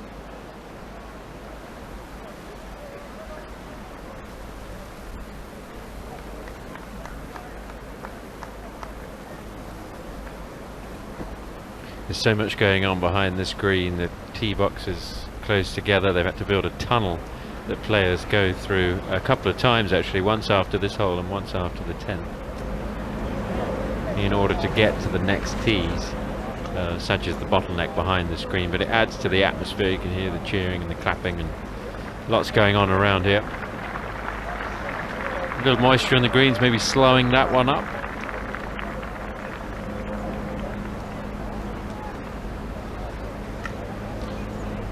You've got 11 and 9 tees, and you've also got 6, 8 and 10 greens, so it's a great spot for the crowds to congregate. And it's not that big around there, so the tunnel certainly needed for the players to keep up the pace of play that they're required.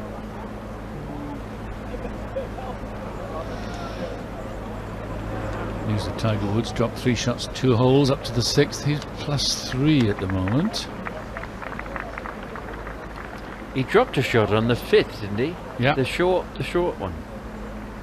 Rather surprising. Dustin did. Johnson had a good chance for an eagle there, ended up walking away with a par. This for a par at the 8th.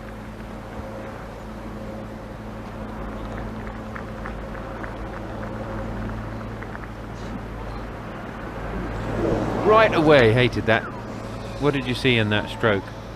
Yeah, I did think he was trying to aim down the left side and just flat pulled it, just smothered it.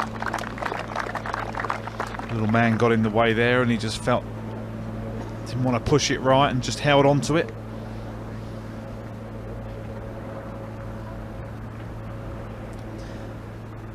You often have the little man in your head just giving you the little negative thoughts here and there. Self 1, self 2. Absolutely. Don't go over there, be quiet. Don't go over there. Don't Don't be hit quiet. it. Don't hit it there. Yeah.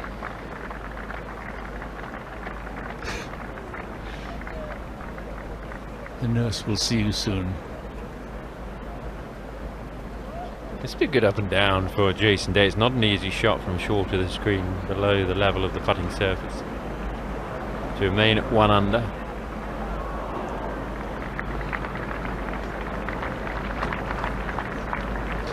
Yeah, very well done. I always felt he looks very comfortable over his putts. Got a lovely, just a normal basic putting grip, but I always feel he's comfortable. Here he goes again. Can't believe the sun's out again. 4 seasons all in one day.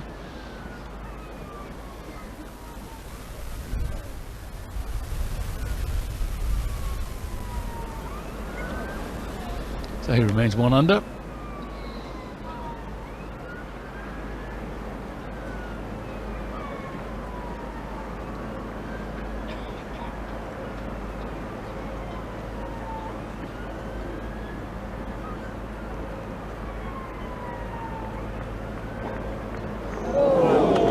I was convinced he'd missed that. Absolutely. Probably so was he. Run to the next tee. He's trying to look all cool and calm, isn't he? But he certainly dodged one there. Yeah, the look says it all.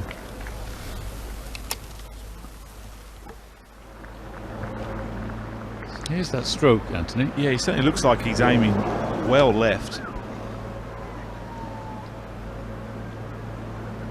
Were you ever a cutter of putts and a hooker, or you would just work on the same stroke every time when you played, Kim? I think instinctively I would always aim slightly open, wrongly, and then almost have to cut it in.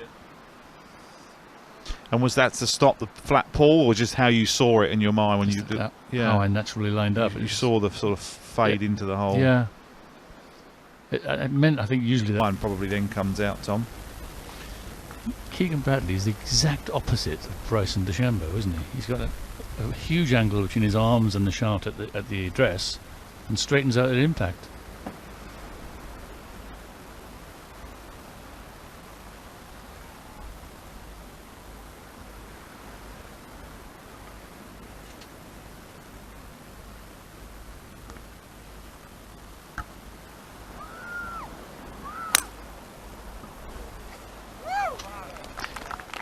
I look at Jason Dan, I feel like he's narrowed his stance a little bit to try and take a bit of pressure off his lower back for me. He looks, you know, a good 8 or 10 inches shorter in this stance, narrower. Have to have a look at that later on from a different angle. Big rain shower passing through behind, look at that. That's a beauty. Same club for Dustin.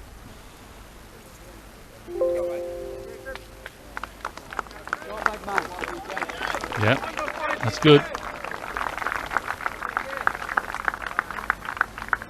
Oh, that is a rain shower behind Anthony, you're right. Inky. You stand up on that tee, I mean, that's the beauty of practice rounds and strategy in the days when you arrive before the championship begins. I mean, you stand up on that tee, there's a few tee shots like that here, and you think, well, where on earth do I aim here? And so over the course of 2 or 3 days, these players would have really spent a lot of time working on lines and clubs, and that is why you see 2 near perfect shots there, the pitching in the absolute prime position. It's like F1 drivers, isn't it, trying to find the right lines into corners.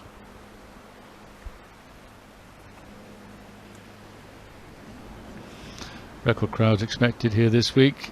Over 86,000 so far, they reckon, and 200 and something thousand for the week. I mean, I think it's the first ever sellout at the Open, isn't it, Tom? Well, they had to limit the amount of people here for obvious reasons. There's not a huge amount of space, and they wanted to make sure they got it right the first time around. So usually you can buy tickets on the door at the Open, but I don't believe that's the case here this week. It's an all-ticket event. Quite incredible.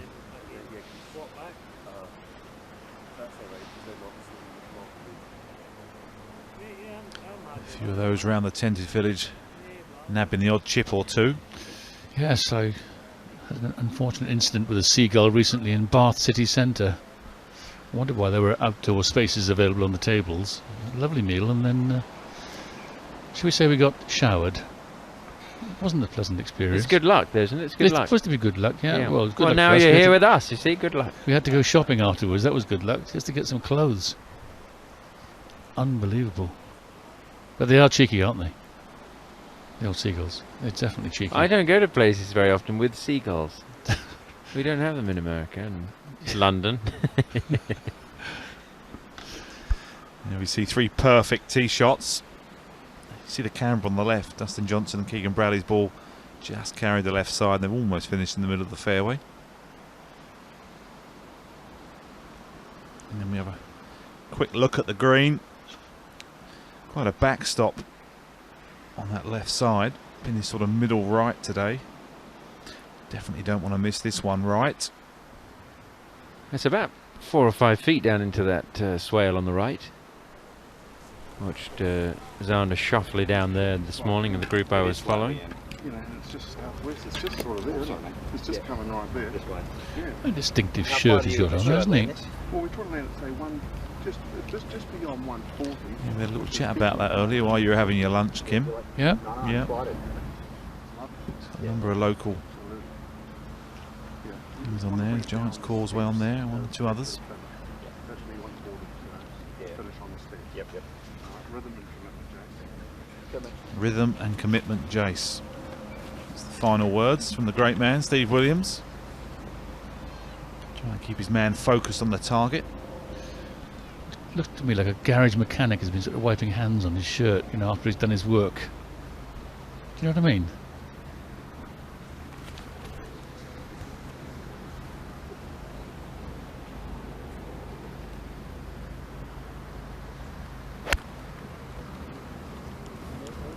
Simple, eh? Yeah, beautiful swing. Oh, that's how you focus on a pin. What a beautiful golf shot. So neat. So compact. You see the caddy, he's chatting away, he's walked off. Look, he's just trying to keep him focused on what he's doing. Have another look at this swing. Beautiful posture. Got an upright swing. Means there's not an awful lot of play on the club face through the ball. So he's obviously a very straight hitter. Quite lucky in the end not to go down that swale on the right. You often see balls disappear 5 or 10 yards, so certainly got what he deserved there and deserved to get it go close.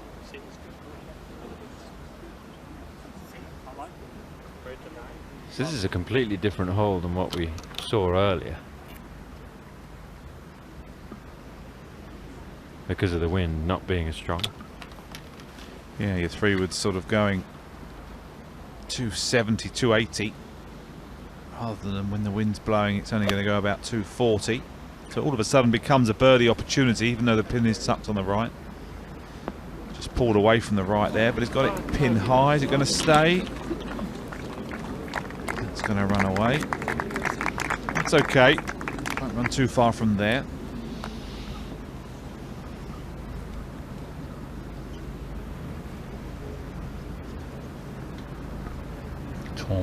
Tall man, arms hanging almost vertically down. Straight up and down action.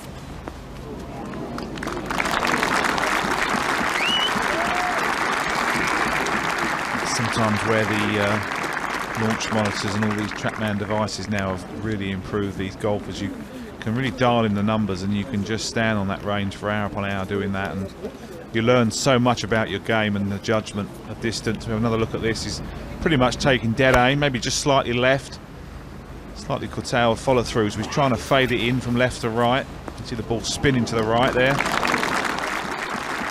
Fantastic golf shot. So that wind has changed to be almost right to left on that hole, where it was basically straight into early in the day.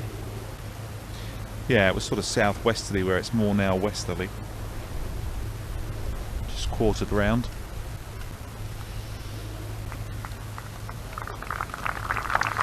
Is it Dustin's time again? Finally claimed one in 2016 US Open.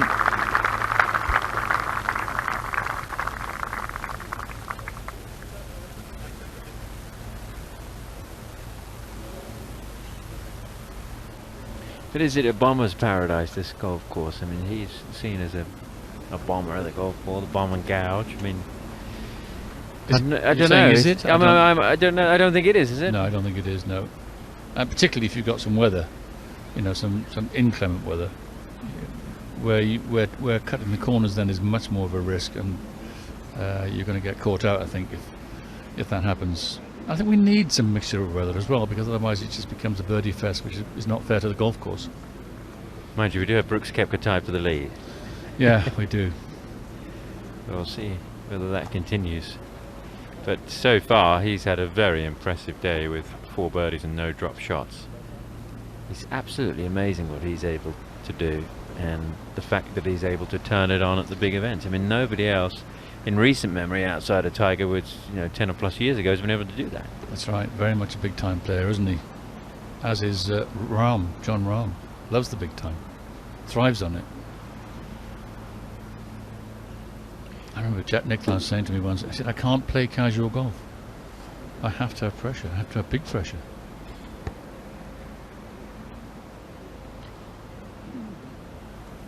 The buzz. It's a bit of a rise up here for Keegan Bradley in the beginning of the putt, and then flattens out for the rest of the way. About there it flattens out. So getting the speed right was a tough thing, which he didn't quite get spot on.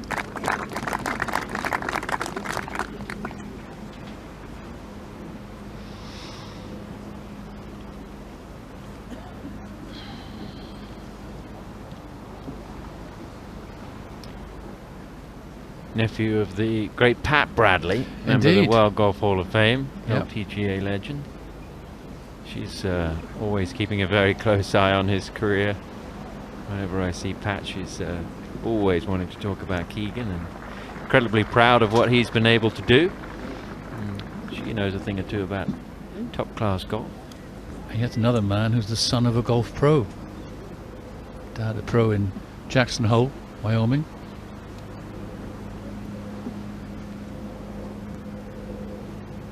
Now, Dustin Johnson for a birdie.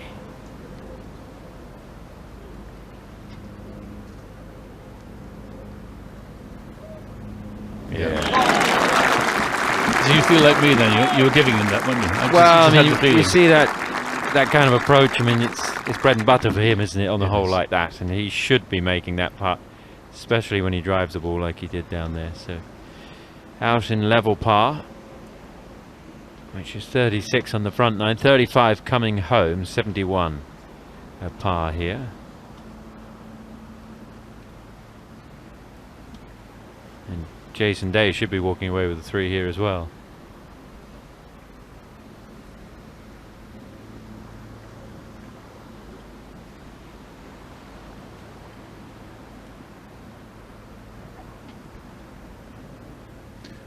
Anthony always reminds me of a snooker player with his putting. The way he lines up, walks into it in that measured fashion. Do you know what I mean?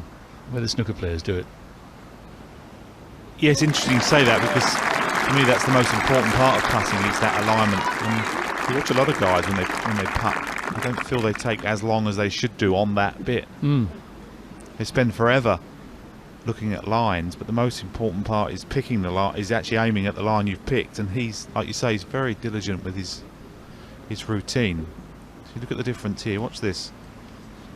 He's almost getting an overall feel of what he needs, where Jason Day has narrowed that target down to a millimetre.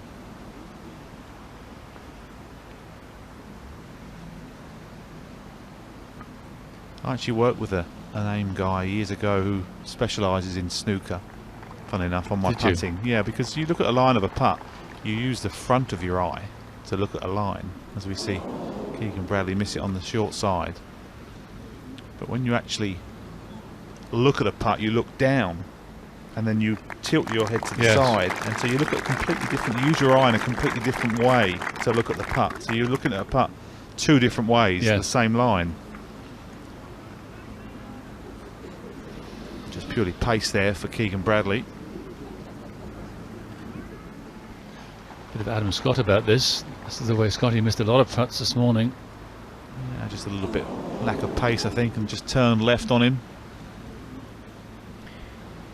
Well, gentlemen, it's been such a pleasure to be with you today on your Marquee Group Tom, coverage. It's been a pleasure having you as well. I believe I'm coming back tomorrow unless I get disinvited. Oh, thank God for that. It's been an honour and a privilege. Thank you, Tom. Great to see you, Tom. Enjoy the rest of your day.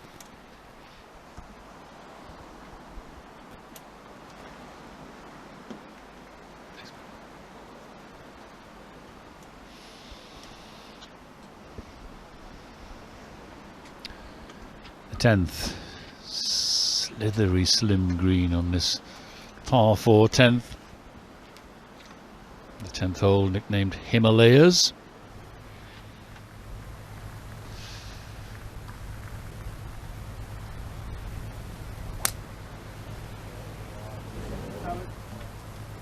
Day after that birdie.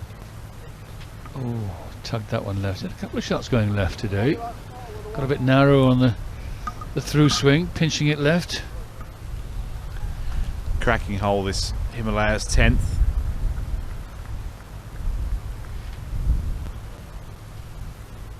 New back tee, slightly blind the tee shot here. You really got to take on the right side. I think driver is the play. You are bringing all the dunes into play, but you're aiming almost sort of 8 to 10 yards off the fairway down the right here to hit driver, but it really does shorten the hole. Quite a big dog leg to a very narrow, long green, some 43 yards long.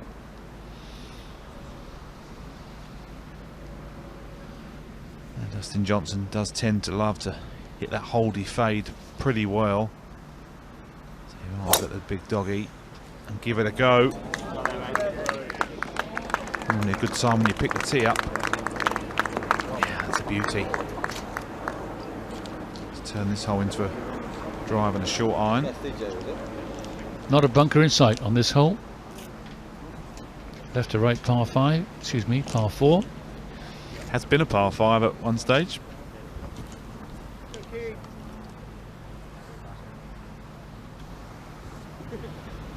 $25 to 6.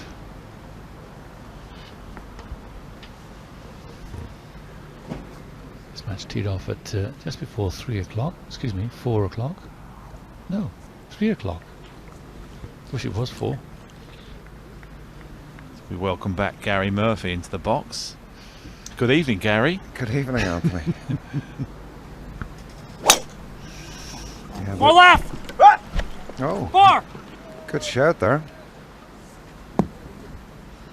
It's pretty deep over there. I watched Jim Furyk get a couple over there in practice on Tuesday. That was a rare thing, seeing him miss a fairway. Probably had to send him for a ruling. I don't think he had enough balls. I don't think he's ever lost the ball in his life, Jim Furyk. Such a beautiful driver of the ball. There you see the dog leg at 10. You really got to bite off as much of that right hand side as you can afford, depending on how long you pitch it off the tee. 11 comes back the other way.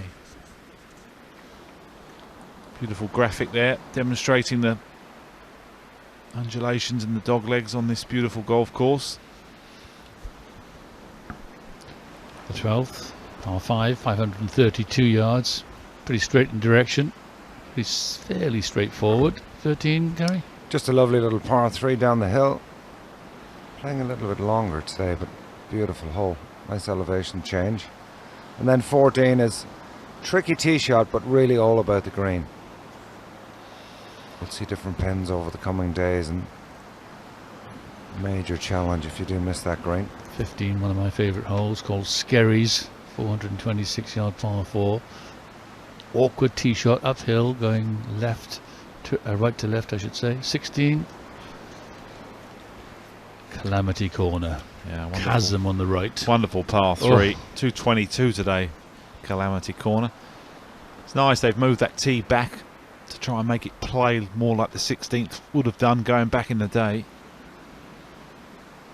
17, downhill second shot, steeply downhill. 18, nice closing hole, left to right dog leg, out of bounds on the left hand side. Shouldn't come into play, but you never know.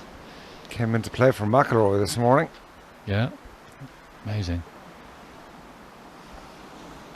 So out of bounds on the first and the last, was he? Rory? Yeah. 79 shots. Who would have thought that?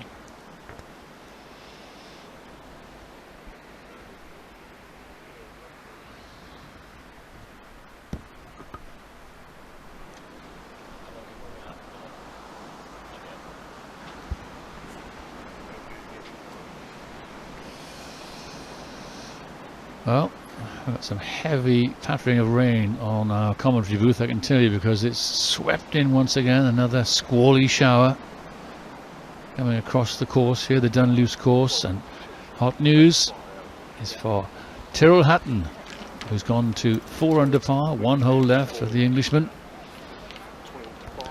As one commentator once said, that young man who doesn't need a sweater. Because he's got a hat on. He's always fired up, is Tyrrell Hatton. great golfer, twice the winner of the Dunhill Links Championship, big time player these days. Not a big man in terms of stature, but he's a gritty competitor as we look at the respective positions of Day, Bradley and Johnson at 10. Yes, for Day and Bradley, all about the lie. You're taking 5 Day has found a good lie. Right. So flighted 1-2. Yes. Yes. But this green's like a streak of bacon, Gary. It's very narrow, isn't it? It is, and he's just asked him for a flighted shot, so he wants a nice, strong flight on this. Don't let it buffer too much in the breeze. I wonder if that's caddy code, but needed plenty of club to get there. Yeah, you gotcha. Yep, thanks.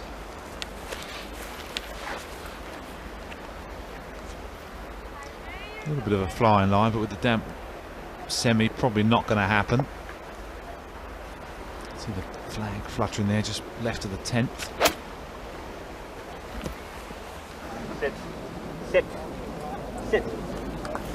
Sit. Yeah, and that should turn out excellent. Yeah, that's a good result from a nasty spot off an upslope for Jason Day. Tiger Woods, not much happening for him.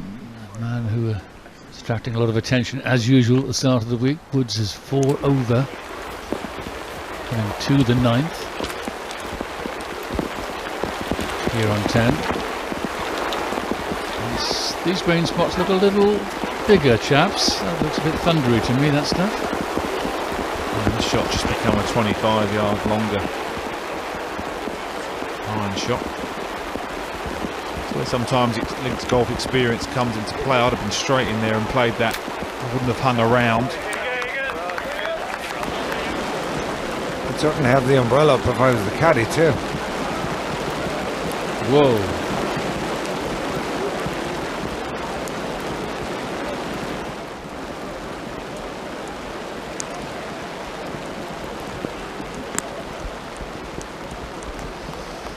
The Open Championship, midsummer. Here we go.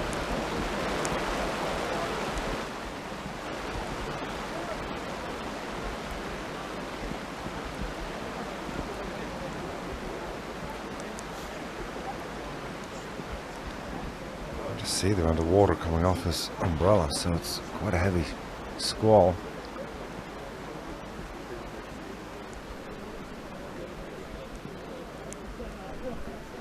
I'm really amazed that 4 under's leading. I mean, it's a tough course out there, isn't it? But there's normally one guy who does something really special. But maybe 4 under is that number. Both Hatton and Koepka, neither of them have dropped a shot today. Shane Lowry only dropped 1 at 11. It's a good playing run there today. And a good chance here for Johnson. Ideal tee shot, just 120, so just some kind of a wedge, a little controlled one in there.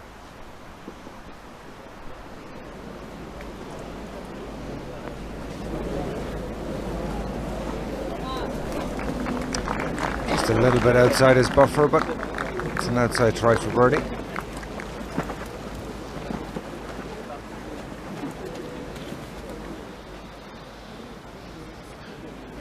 Our intrepid cameraman up in the plane there, Rob Gunter, just flying us these great pictures, aerial pictures of the Dunluce course at Royal Portrush for this 148th Open Championship. If you've just joined us, welcome to our coverage of the marquee group for this afternoon.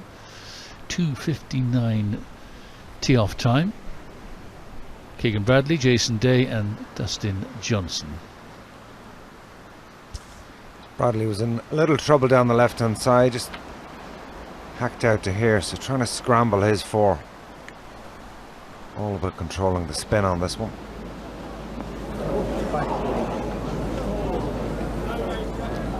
Yeah, a little unlucky there, Gary. I thought he played a beautiful shot, a huge bounce. Obviously not quite hitting a full shot, didn't quite get the spin needed and skidded up the hill, which is pretty unusual. It really is a beautiful coastline. It's magnificent to look at. I mean, these are great pictures. White Rocks Beach in the bottom of your picture. You can just about make out the actual white rocks behind the 5th green. At about 6 o'clock now on your picture. And then the east and west strands shaping around the corner there of Portrush. The next town with the Crescent Bay, top of the picture on the right, Port Stewart. Delightful frontage there, lots of restaurants and bars. Packed to capacity the other night when I was there. Lots of ways you can watch the Open Championship and get connected with it. TheOpen.com, you can get the app.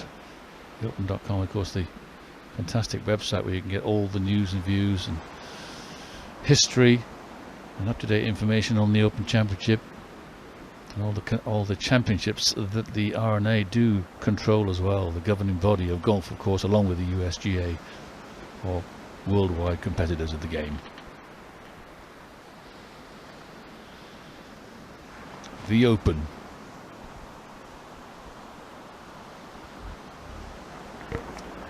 We're probably all a little biased coming from this part of the world, but certainly my favourite major championship. Yes.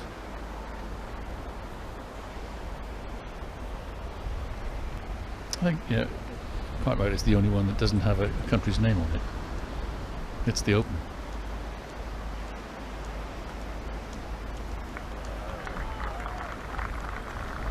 Okay, so what would you say is your favourite Open venue? Royal Portrush, of course. Royal Portrush, of course. This is fast becoming mine. I mean, I have a soft spot for it anyway, having played it a few times. British Amateur, Irish Open. I think Birkdale was special a couple of years ago. I think that was stunning. Obviously St Andrews with the history, but I think there might be a home here for many more times to come. I do hope so. I think every player I've spoken to and caddy just thinks it's sensational. The condition is awesome as well, which makes such a difference. The best thing that strikes me about all these different Open venues, we see Keegan Bradley down the hill just slightly misjudging the slope there, is the fact they all offer something different, completely different. Obviously St Andrews is the great one. Wide fairways, you can play it so many ways, and then you come here and it's the complete opposite. It's undulating, ball gets repelled off the green. It's completely different. Yeah, and there's lots of different angles and shapes, so it doesn't lend itself for some guy who really hits the ball to go out in there and just dominate it with his driver. So you need a lot more shots in your bag. I think St Andrews is fascinating because, I don't know about you guys, but the first time I played it I didn't see a lot in it because I couldn't see the bunkers. Second time you play it, you know where the bunkers are. It's interesting because it's actually an easier golf course. As we look at Dustin Johnson birdie putt for 10, it's an easier golf course for me when the stands are up. I've played it a few times in other events and you've got very little to aim at, but when the Open appears, there's stands everywhere and you can pick points off TV towers and all the stands. So it definitely is a help when the big events come to town. More definition. Far more definition. Missed there from Johnson. Stays level par. 1860, the first ever Open Championship in Prestwick. Played on the 17th of October. Pretty cold then, do you think? Must have been cold, yeah. Willie Park Sr. won it a couple of rounds, 174 blows. Maybe that's why they all have the tweeds on. How many people in the field? Just have a stab. Go on. Okay, I'm going to put it into 60 odd, I think. Yeah, I'd have said early 50s. 8. Really? Should have played there. I could have had a top 8 finish. You certainly would have had a top 10 anyway, Gary. Guaranteed the top 10, yeah. 8 people who played in there. 1860, the first one. Jason Day just missing out there. And as I'm sure we've all said a couple of times this week, Max Faulkner won £300 in 1951. We're very lucky that media guide that we have that shows all the stats. Oh, yeah. It's fabulous looking through all the old Opens going back 100 plus years.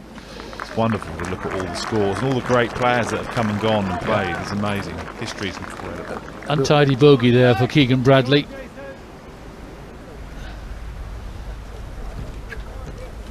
Yeah, it's almost always a bogey once he missed it that far left and that squally shower came in. Bad timing, really.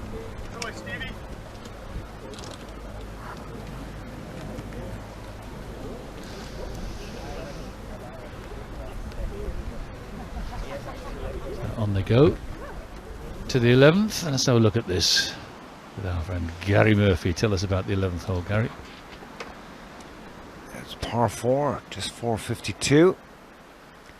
The carry on the right hand side, it's a slightly blinded landing area for the tee shot, but that's what the players are looking at. Try pitch it out there about 275, 280. And then the challenge is once you come down to the green, just that one bunker on the left hand side, but this green is just perched up a little. And anything short, see those blue arrows, really wants to feed back down into the fairway. And then with the different pin position, you can bank it in a little bit from the right. If you go a little long, it will filter back down. Another clever green and a super hole, but one that really demands accuracy.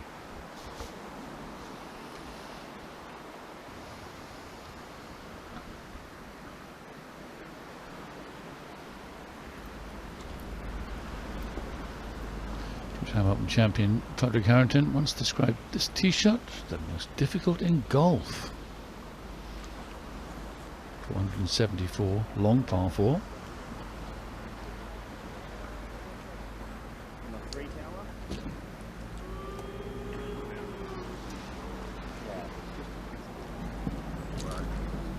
I think it's tricky because there just doesn't seem to be, you know, a landing area that you can see.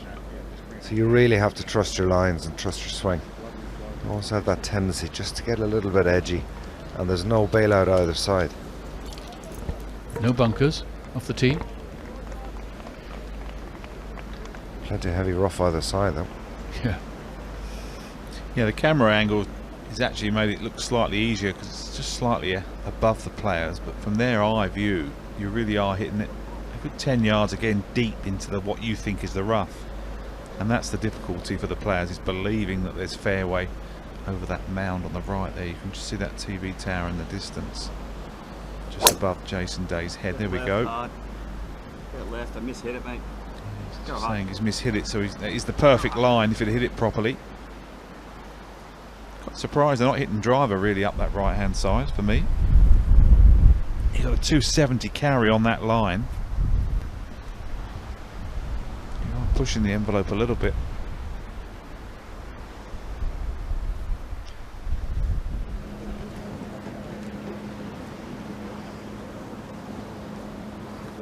Right hand side of the tee for Johnson, so he's trying to slide this one from left to right.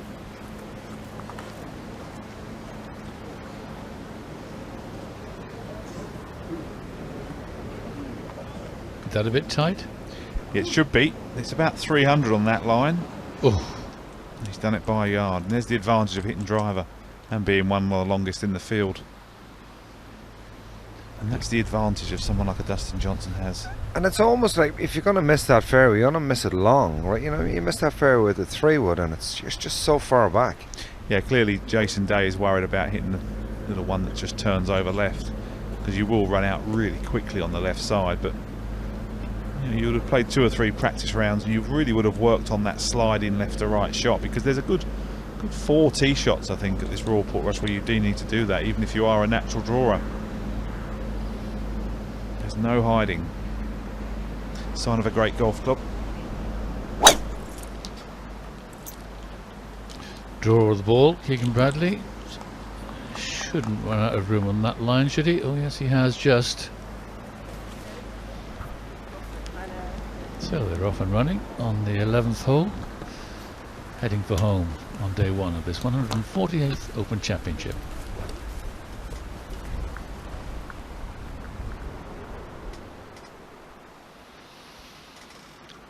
On the second hole today with this group, having parred the first, all 3 players parred the first hole. Bradley with a birdie chance on number 2, chance taken.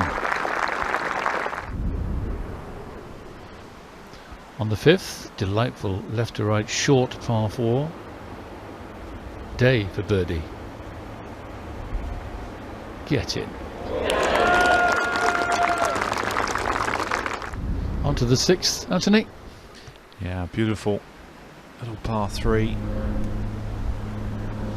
And this is really plays right into Dustin Johnson's hands, this par 3.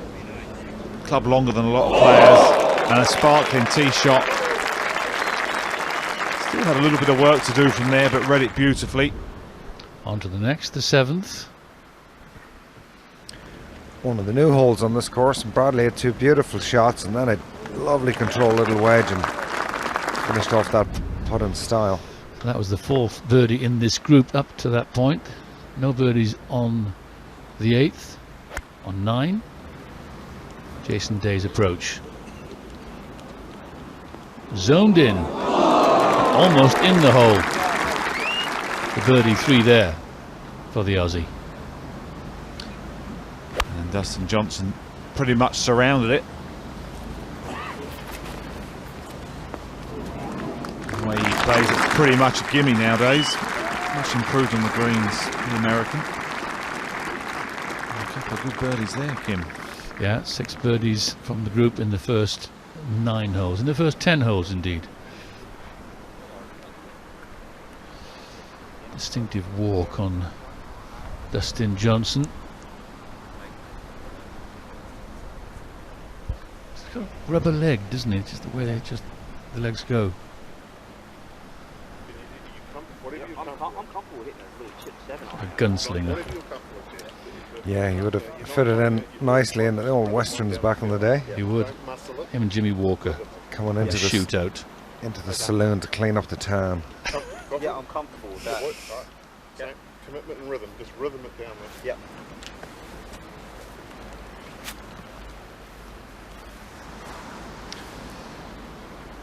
That's where the expression "a shot of whiskey" comes from. Do you know that?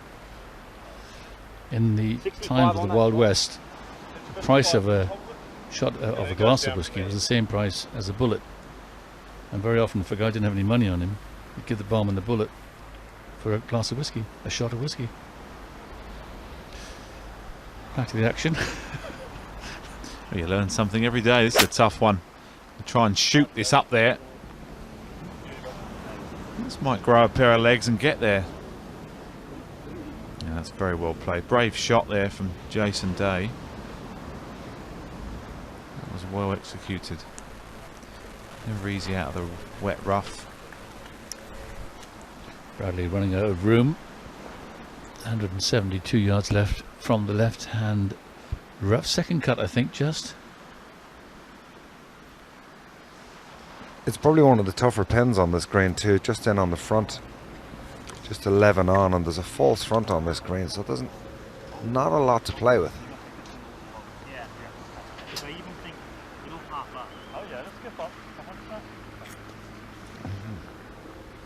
That's where the feel comes in, doesn't it, Gary? From these sort of distances, you've got to feel the right flight, the right shot. Absolutely, and he mustn't like his line because they're just trying to skip it up, the caddy said, so. Really? Which is an interesting play. Thank you. Just wiped a tear from my eye there.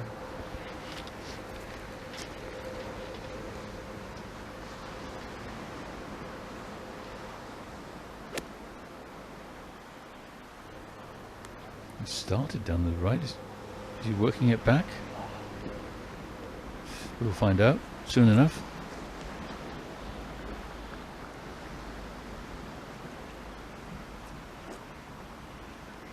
Johnson's turn. Ball slightly below his feet. Yes, we might see a different style on this. A little left to right. Peel it in there. He needs to carry this all the way in on the front of the green. It's got so much power and reserve, hasn't it? That looked soft, didn't it? It just flies the thing there. Beautiful to watch. Impressive. And when you've got that power, you can just take that extra or 2 clubs fewer, and you know you've got the control. Makes all the difference. Length does matter. And especially in links air where it's so heavy, you can really still get the ball flying through the heavy sea air. He's got that ball to stop pretty sharply out of the semi from a hanging line. You know, that's impressive. Dustin Hunter Johnson, 35-year-old, 6 foot 4 inches of him, born in Columbia, South Carolina. Went to Coastal Carolina University. Did Dustin? World number 2. Good university too. I used to play against them back in the day. I went to Augusta College, which is now known as Georgia Regents University. Patrick Reed was probably their most famous ex-Masters champion, former Masters champion. Get a really good impression there what Gary was talking about, how raised the front of this green is. Look how deep the caddy looks there, Steve Williams, and he's a tall man. Awkward shot. It is. There's many ways to play it, and it just totally depends on what you see. It's very important to just go with your first look and trust it. And Day's got a wonderful short game, so I would imagine he'll have plenty of loft in his hand. And try throw this up on the green. Just while Jason is getting ready here, can't tell you, Tiger Woods is out in 41 blows. Tiger Woods is 5 over par after 9 holes.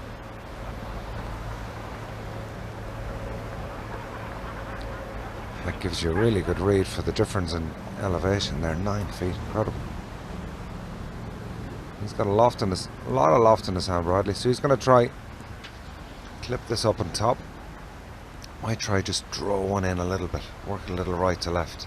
So needs good contact to get it to grab.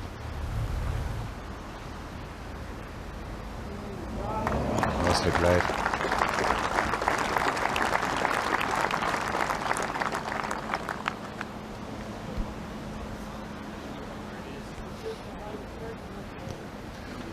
Jason's turn. This one's almost slightly harder. You can see there a bit of a steeper bank facing him there, sort of level with his head. Keegan, like Gary was saying, could almost draw it a little bit into the slope.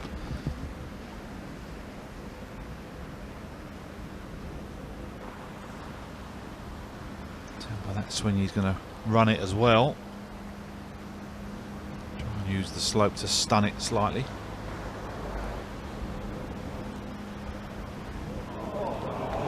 And that's a fantastic shot. Beautiful touch. Played those 2 shots there, played with such confidence. And he held the loft down on that beautifully. You'd see a lot of the viewers at home tend to just fan that club face open too much on the way back, and then you feel like you've too much to do, and he just held the loft down beautifully on that. Kind of back of the left hand shot, isn't it? Just close it down.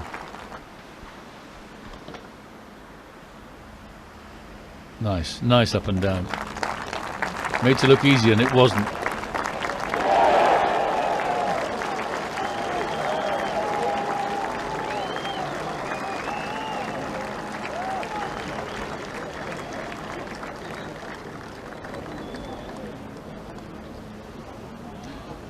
Very handily placed, Jason Day.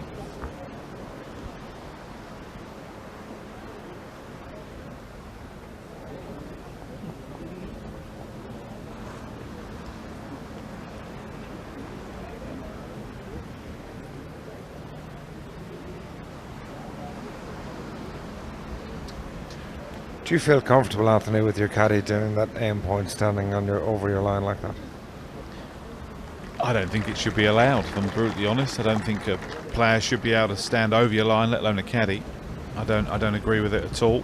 Well, you shouldn't be able to straddle the line. No, Okay. I don't see you're taking away the art of actually truly reading a putt for me. I suppose it's not a lot of difference to plumb bob in the old days, where you'd hold the putter shaft up and try and find which was the high side, the left or the right. But I certainly wouldn't want my caddy doing it. Go on. You can see his body language there. He knew he hadn't really hit that. Yeah, and quite frankly, I struggled to see by doing that halfway from 20 feet what you're learning, because you know you're standing on a foot of the 20 feet.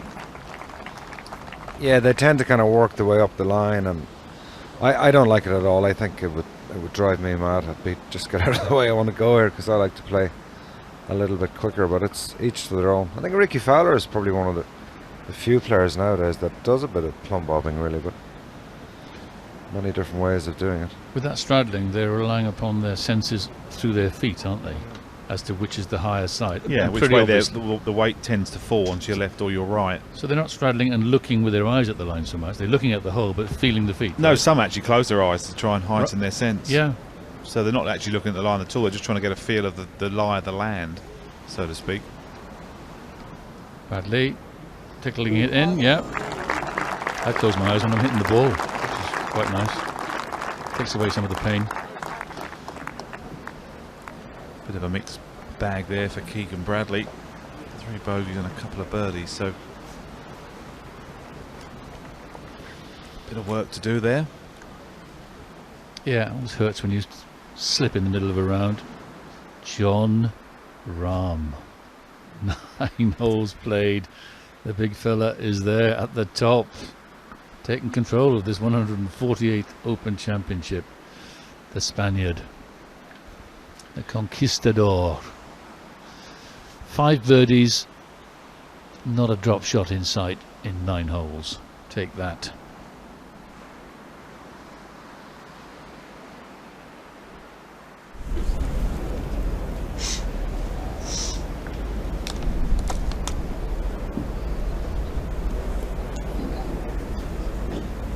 Chance here, par 5 12th. You can find the fairway down the left hand side. A couple of bunkers in play. You can belt your driver down the left, you can certainly reach. This needs to get lucky.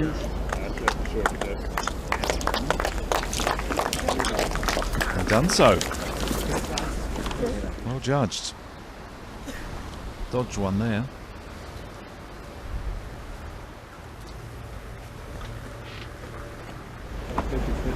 DJ's turn. No,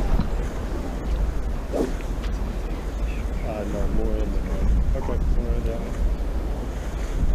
Now this is his meat and 2 veg here. He can really eat this up.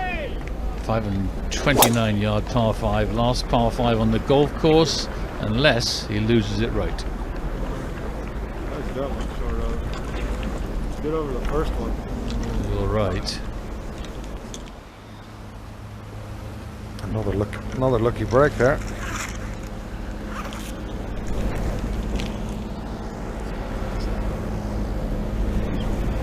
We should see a different shape on this. Bradley does like to work it a little more from right to left, but deciding to tee up in the middle of the tee box here. He's been using the left-hand side quite a bit. So he's going to try aim at these bunkers and play away from them. Interesting technique, Gary, isn't it? That crouching stance, and then as he comes through the impact zone, he straightens up, has to create the angles to impact. But and it almost creates an uppercut shot. He keeps good spine angle on the way back, though. He doesn't lift up too much out of it too early. Uses the ground well as we're pushing up, using the ground as leverage. This one's just going to miss the left side. But it induces that little right to left shape, because it's getting out of his own way, and the hands will come in, won't they? Yeah. Sorry, we're all getting very technical here, but you know what I mean. That's where he gets his power from. Yeah, from the shape. Yeah. Just wondering there, you see the marshal on the tee. They do a great job here, the marshals, and must be a real thrill for them to stand there. He's literally standing toe to toe with Dustin Johnson, watching the best in the world. He's 3 foot from it. That marshal, it's a beautiful experience. I imagine they must take it with them for many years and speak with their friends in the various golf clubs that they volunteer from. Yes, and every local golf club will have a team, 1 team on each hole from every local golf club, and they're all so proud and happy to do it as well. Part of the army of volunteers that always are so necessary at a huge operation like the Open Championship. Well, it's true. You can't stage these events unless you have people like that to help out, and it's wonderful to have so many different clubs represented this week. View of the 12th green, undulations. Stevie Williams there on the bag. Ex of Tiger Woods, ex of Adam Scott. Ray Floyd, Greg Norman. Ray Floyd, really. That bag looks heavy, doesn't it? It looks like he's got all his money in it.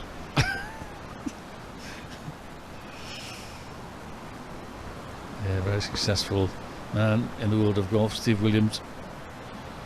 All those years of Tiger.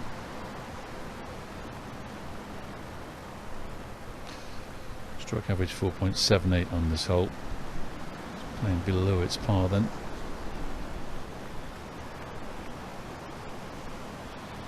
the green fields of Northern Ireland. County Antrim is where we're based this week for this Open Championship at Royal Portrush. Towns of Coleraine, Portstewart, Portrush, Bushmills, all in the area. 50 miles or so north of Belfast. Pleasant drive along too. The roads are good.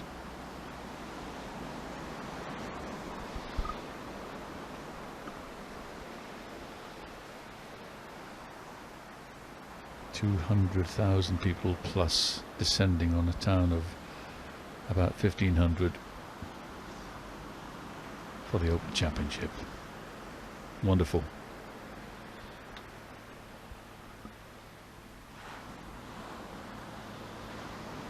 You both played on this course?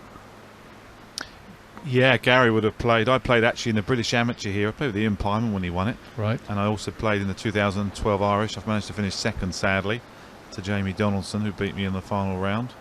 Right. But one of my favourites. What an amateur player he was, Ian Pyman. An amazing golfer, Ian Pyman. I think actually I played a grip in Ireland Youths with him against Europe that year in '93, and I think he was the best amateur golfer I played with. He was incredible. Johnson from the light rough got away with his tee shot. What about his second? Par 5, remember? Yeah, you can see he wanted to chase it up there, but obviously just a little bit of a thick patch in the rough stopped the ball from really motoring on the fairway. And Jason Day, after getting a fortunate break not to kick forward, he can get there now with his wood. So, Anthony, are you saying that Johnson felt he could just get there with that club? I think so. I just think it just never came out of the rough. I think he would have hit something else if he needed to fly it there. Sure. I think he thought, you know what, if I'm short, I'm fine. Yeah, okay. But this might just squeeze it. Jason Day can certainly get there. He can almost fly this all the way. He's got the lefts in the bag a little bit today. He has. That's why you've seen a couple of 3-woods off tees that did require a driver. Looks like he's trying to play that stinger shot, which is not a shot. You know, do you try find a new shot for the week? I don't think so. Just, you know, it's not that drafty out there. Don't try make it more complicated than what it already is. Bradley in the relatively thick hay on the left, taking medicine, chop it out. That was thick, wasn't it? Yeah. He's done well to catch the downslope. He's gathered that about 100 yards up the fairway, so we still have about 130 in from there. And there you see again these par 5s there, no gimmies, and it just shows you how tough the tee shots are at Royal Portrush. They're all slightly angled, a lot of undulations, a lot of well thought out and well planned bunkers. So it's a huge advantage for the guy that can be brave enough to put driver in hand and get it in play on these holes. Yeah, Brooks Koepka, John Rahm, Dustin Johnson, long hitters. Tiger Woods, I can tell you, has dropped another shot. 6 over, the Tiger. Another really good driver of the ball, Sergio Garcia, shot 3 under this morning. He's a super driver of the golf ball, always has been. He's sneaky long as well. So maybe it is becoming a golf course that requires a good long tee shot. Just having the faith to do that for 4 days, that's what's going to determine who the champion is. That's what's sad about Rory McIlroy. I mean, I watched 4 days of him last week on course, and he just drove the ball as good as I've ever seen him. So really, it was just set up for him today, and sadly, he's not had a day to remember.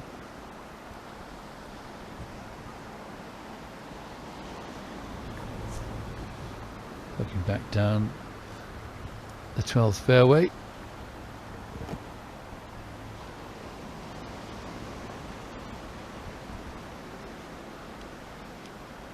Dustin Johnson coming up, having a look at the green here, getting familiar with the terrain so he can feel what sort of shot he's going to play in here from about, what, 30 yards short, maybe 20.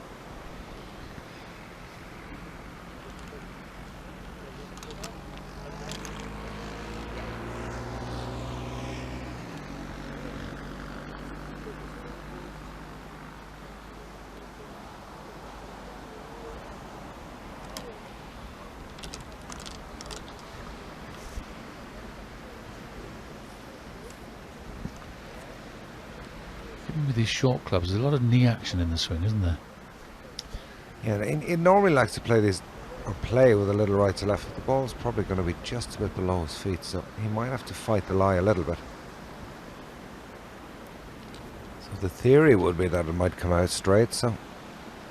But something just a little bit long with a little bit of spin on it. Doesn't want to mess with the front of the screen.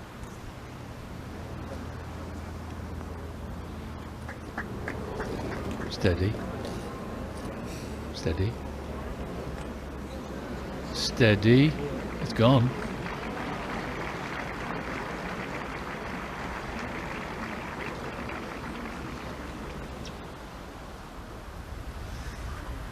Oh, caddy nearly caught that in the face. Good catch. I think that divot was as heavy as the bag.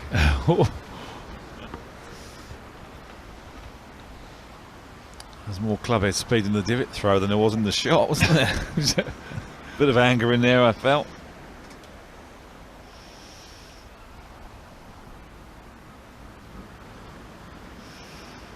Not a good thing for Dustin to witness, mind you, it won't bother him. Third shot, par 5.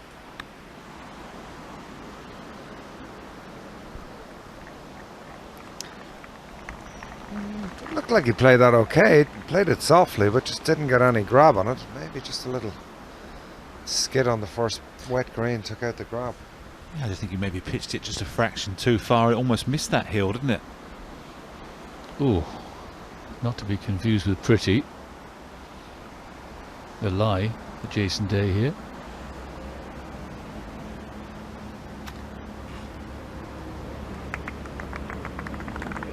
Yeah, very well played. Just completely stayed away from the pins. Anything right at the pin would have fed away off the green. It's a good job.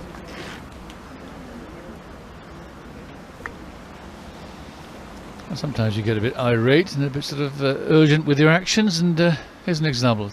Yeah, catch this. Whoa. Nice. Yeah.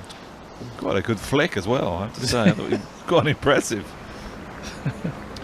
He was blaming the caddy for the duff there, was he? Well, the caddy was calling it on, wasn't he? He wanted it. Save him bending down with that 25-kilo bag behind him, so he got a shock when it came up that quick. Right, fourth shot coming up then now for Keegan Bradley. He must feel a bit embarrassed actually after that last one.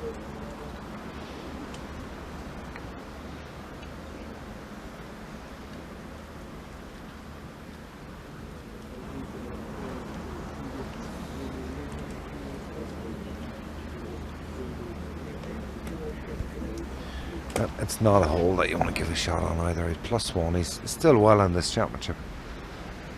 To take 6 down here really takes the sting out of things. So he needs to keep the concentration levels high. Pick his landing area.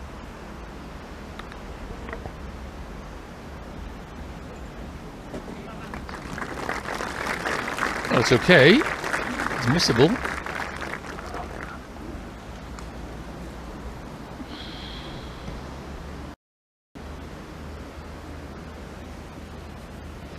Keegan Bradley, very good all-state ski racer in his younger years.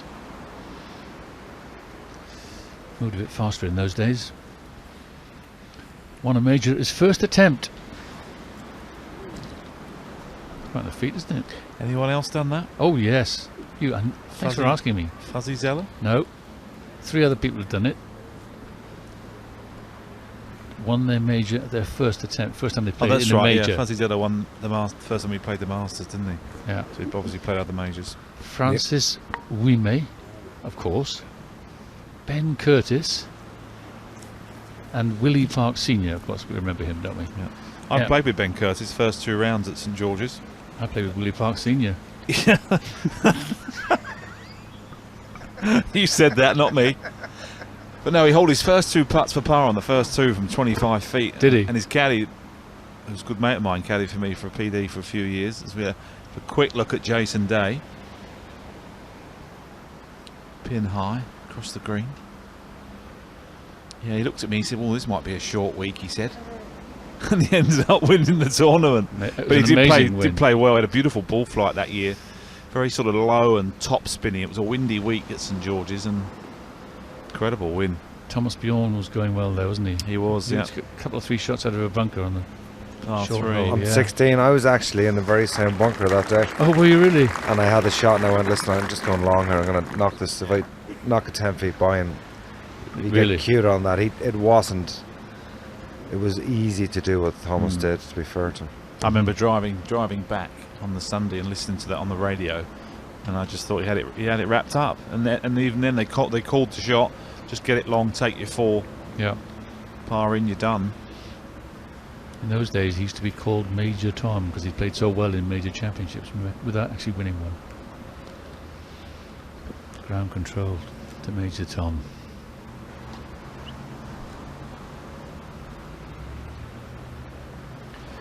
DJ has played this hole beautifully. Too long set in iron, just set up this pitch to here. So trying to capitalise, roll this one in, get into the red. Oh, Nice putt. Just a slight misread. Greens all hold up well this week. You can tap down spike marks nowadays, but it's a fine surface. Probably a little bit slower than the players would want, but if the wind picks up, it's probably wise. yeah. That putt looked good for a while, didn't it? As it was going to come back and then nothing at the end.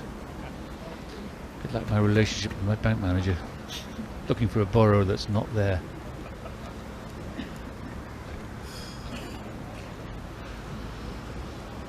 Now, Keegan Bradley, well, he struggled all the way through this hole. Left off the tee, chopped it out, 3rd shot spinning off the green, 4th shot to here.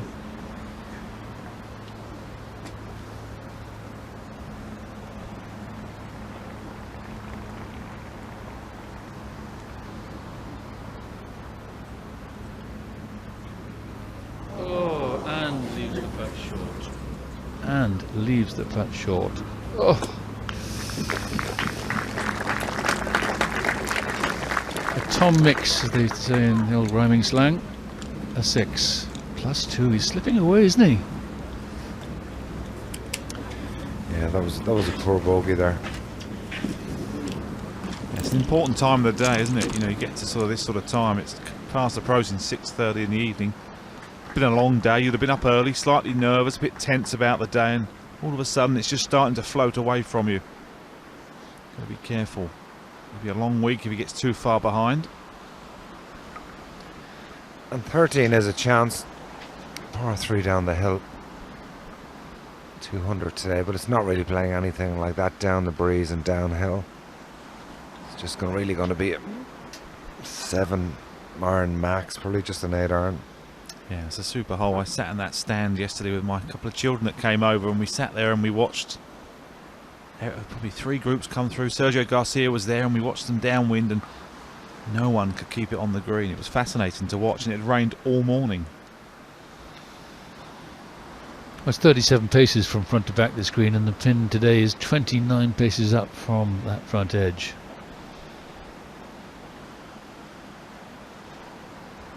Yes, just on the second cluster of yellow spots would be the ideal landing area.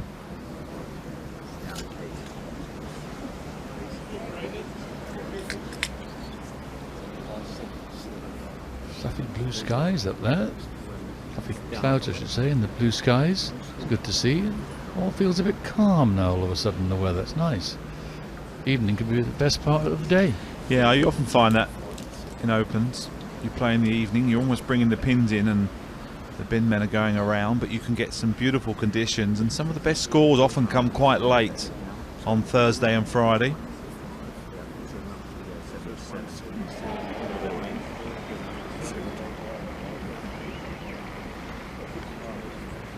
.31-year-old Jason Day, the Australian from Beau Desert in Queensland, has homes in Dublin, Ohio and Forest Lake, Queensland. Yeah, like more like 10. You like that? 2015 PGA champion, 20 under par that week. Yeah, he was on a hot run of form that year, wasn't he? He played really well. Every major he pitched up and he looked like he could win it. One of the few guys to school Jordan Spieth that year, really, because he was the hottest player on the planet.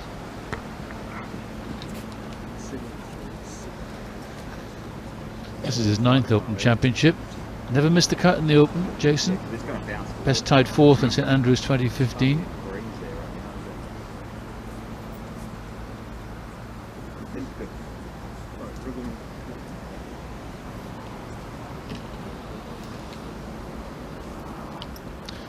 Okay, he's ready.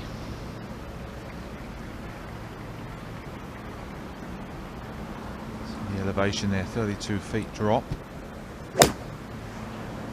Turns through the ball beautifully. So that's where he gets his draw from. Needs to hang on. And that's a well struck shot. Needs to hang on though. Oh, I watched that a lot yesterday. And that will keep going. There's a lot of divots down there. That might be a putter if it's in a sandy divot or two.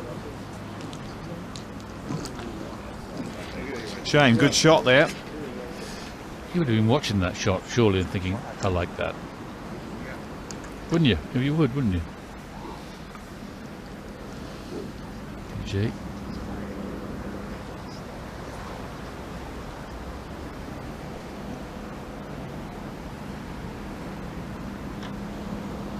All about the strike here, trying to get the spin.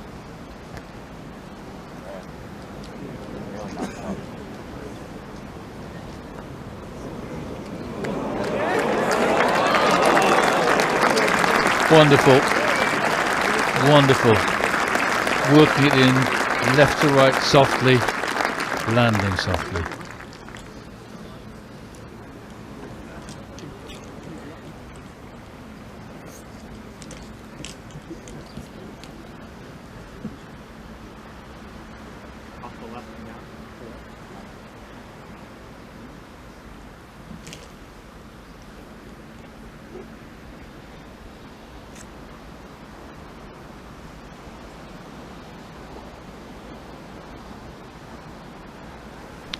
Keegan Bradley needing to regroup, really try and bite back on this golf course if he can. Coming in, this is the 13th, only 5 holes left after this to try and get a reasonable score to finish with anyway.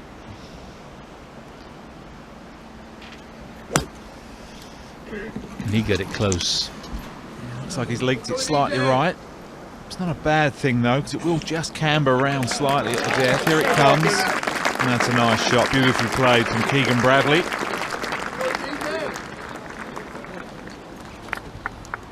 Three nice shots in there really. First one's a little unlucky, only just missed.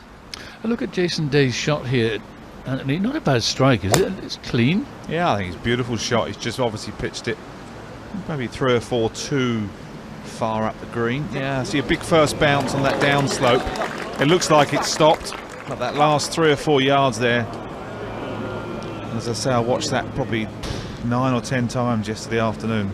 It's a lovely place to sit and watch the golf because you've got 17 down the hill. Nice. And the par 3. Temptress of a pin, eh? All the way back there. You can feel he's come across that shot to get that lovely soft spin. Well, first of all, he's gone to the right hand side of the tee, so he's trying to really hold it and spin it as much as possible. He's very much learnt from his playing partner Jason Day there. And again, with all that power, he really hasn't got much club in his hand. He can feel that shot in, can't he? There's the state of play for the players in our marquee group. If you've joined us fairly recently, nearly 6:30 in the evening, thanks for joining us. Some quality play there from Johnson, unlucky by Day, and Bradley in the heart of the green.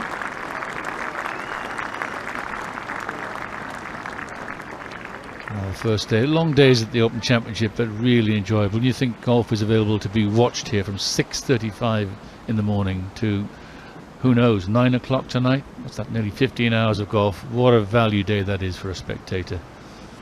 Yeah, you do well to stay all day because there's a lot of golf to take in, but yeah, there's not many sporting events where you could, pitch up at 1, 2 o'clock and still feel that you get value for money. Yep.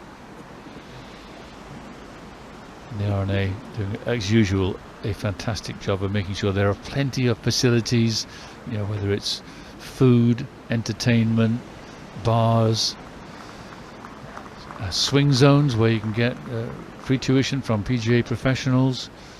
I saw there were at least 6 or 7 professionals there teaching in the swing zone. all the corporate hospitality obviously that goes along with an event of this stature. It's superbly organised. Yeah, they've got, it's almost like 2 spectator villages, so there's plenty of room for everyone. There's Yeah. lots of food available. Yep. And I had a wander around a couple of times with my sons Patrick and Nicholas yesterday and Tuesday, and you felt very welcomed. You weren't, even when in the bad weather, you had somewhere to go and somewhere to sit in under cover, and they've done a great job again. People encouraged to not use plastic water bottles. They're giving stainless steel water bottles away in the morning for the early risers and rewarding them for coming early. That's a really good move. And water machines around the tented village for people to fill up. It's great. Yeah, it is. I mean, it's 5,000 water bottles they're giving away. A lovely open stamp on it as well, which is nice. We see Jason Day with the putter. You can see there he's a good 4 feet below the level of the green. So he needs to give this a fair old clout.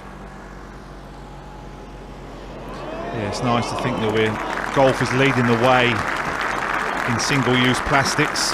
Trying to get rid of that if we can. Well, it's the first year I've never used a plastic bottle, and it's fine, isn't it? Absolutely. It's just mentality. It's just changing the way you feel about things, and it's got to be a good thing. Yep. The R&A, of course, the governing body, along with the USGA of world golf, amateur golf, of course. All to do with the rules of golf, the amateur status rules, the equipment standards. Huge responsibility taken on board on behalf of golfers around the world, and all the golf clubs affiliated to the R&A and the various golfing unions. They really do work together. I was privileged enough to commentate on the European Amateur Championship recently, and the standard of play there in the organisation was just outstanding. Young man Matthias Schmidt won it, German, shot 63 on the Diamond course in Austria, Anthony, in the round 3, and won the tournament. It was just fantastic, and he's here this week because of it. Yeah, it's a real sort of incentive to playing all these wonderful championships to get a start in an Open. What a thrill for a young amateur to play, not only an amateur champion, but some of these events around the world. Yep. I know before I turned pro in the early days, it was pretty much my goal to play in an Open by qualifying through 2 different ways, Yeah. regionals and the nationals, and got very close a few times, but you're always playing against tall, hardened pros in the final qualifyings. Yep. And they're nerve-jangling events as well. I mean, I missed out very, very narrowly a couple of times in playoffs in the final qualifying, and it's one of my biggest regrets that I didn't actually play in an Open. It would have been wonderful. Anyway, that's the way it goes. Johnson for the birdie. Come on. Yeah, beautiful. Fantastic tee shot, rewarded. Yeah, and that's 2 twos today. That'll win him 6 balls in the club rota. 2 or 3 beautiful iron shots, almost a kick-in distance. Dustin Johnson today.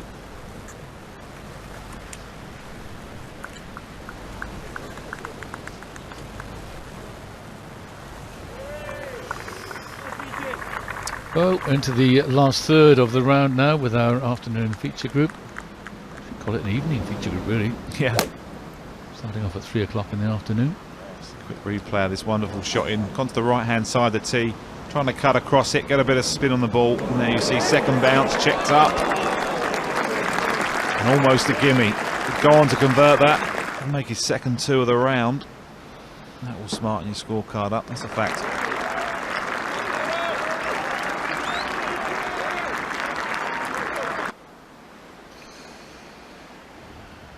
The big man marches on. Dustin Johnson. On indeed to the 14th tee. Golf being played here, as I said, till about 9 o'clock tonight. The last tee off time is 4:16 p.m.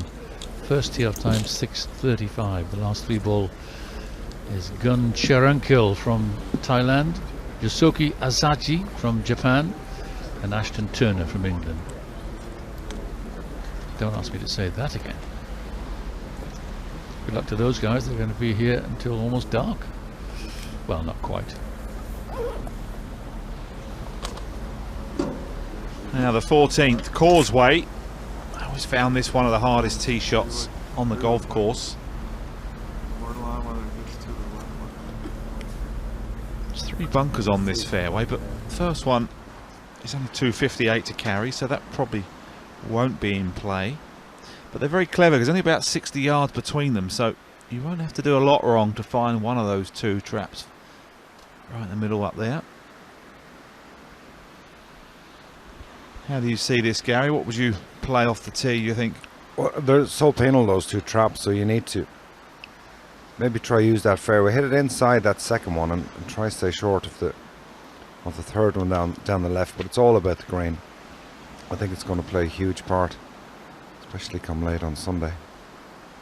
So penal if you miss this green. It's quite a narrow entrance, and its front right pin is a tricky one. I looked at it the other day at 14 and I just felt the right hand side had deepened that gully a little bit. It didn't feel that deep when I last played here. So wisely Dustin Johnson going with the iron. Downwind of course, so not much wind, but certainly helping. You'll get a good idea of the ball flight of Dustin Johnson here. It's leaking towards the bunker. No.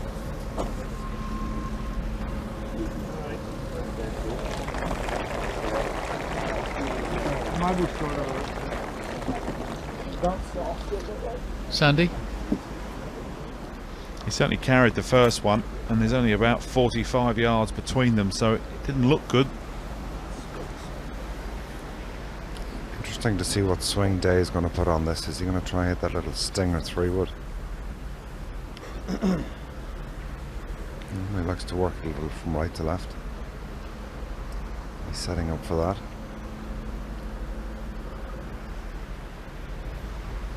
Just a camera turn the distance on that with just a little bit of draw.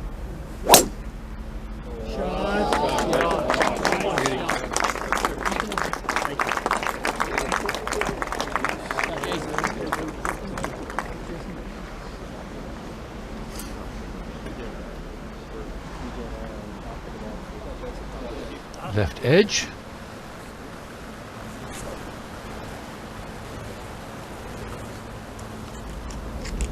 I always get the impression that one day Keegan might just do a Happy Gilmore and run up and hit it. Like the troops in behind it going, Well, he went through that stage of always backing off and kept going into it and kept coming out of it, and almost like it was they were cutting it and kept replaying the same thing. But he seems to have got over that now and he's speeded up a bit, so he's obviously cleared his mind. Very low hands. Quite a tall man though, so that makes it almost a little, looks a little worse. Could find the same spot as Dustin Johnson.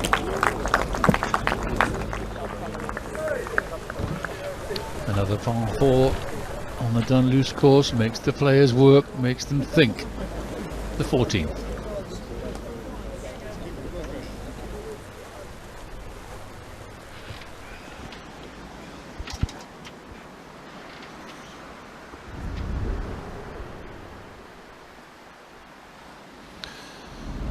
Well, this is a man who moves the ball right to left, and he's been getting a big touch of the lefties today, Gary, isn't he?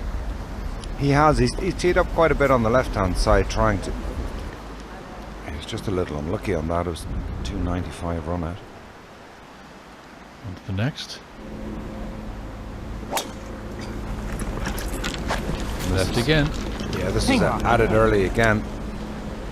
And the starting line is much too far to the left. Trying to work that from right to left, and it just starts a little left. And So because your backswing doesn't complete, your right hand has got more chance of getting in early, basically. absolutely, yeah. Right, good point. Bob Torrance, the great coach, always said, don't start your backswing until you finish your downswing, and it's wise advice.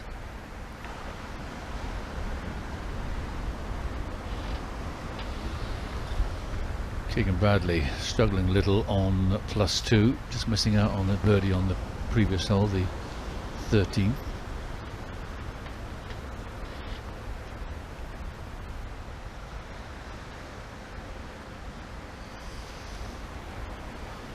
On this hole nicknamed Causeway, strong par 4, And one of Gary Murphy's favourites for the second shot, I think, from a course design point of view. It's an awkward target. It really is, and it makes you think a lot more on the kind of spin and ball flight that you're looking for coming into this green. You can't just lazily stand up and try to swing something in there. You really need to control both spin and flight.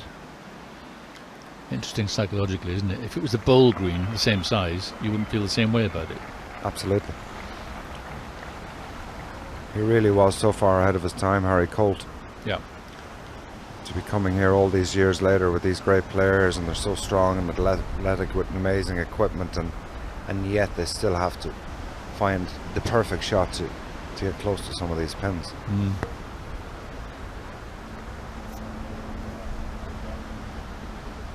And taking the changes into account, in other words, losing 2 holes of the original course and then replacing them with a new 7th and 8th. Overall, the golf course is important to get the ball in the air for as long as they do today. Okay, Keegan. A bit of body language there. That was a little unlucky. That was a good shot. Didn't need a whole lot more.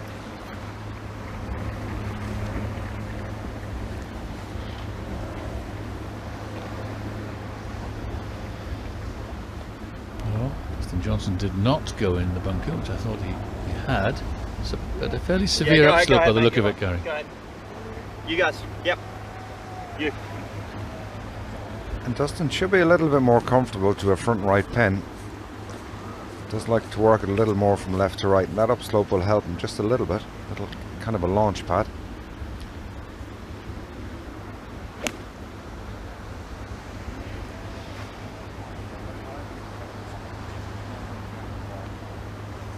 Yeah, well played. Solid shot. Kept his balance very well on the upslope. Notice that.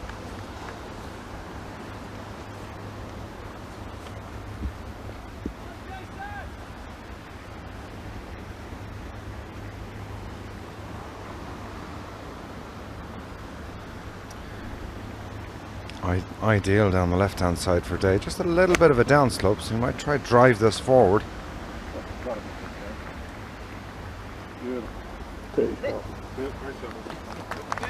Excellent shot there from Day.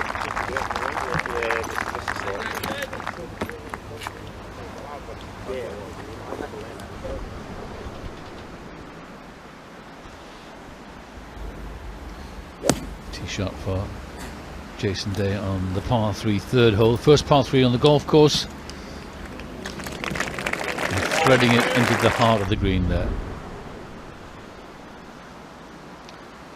So 3 pars to start. Second shot to the 4th hole. Nicknamed Fred Daly, in honor of the great man.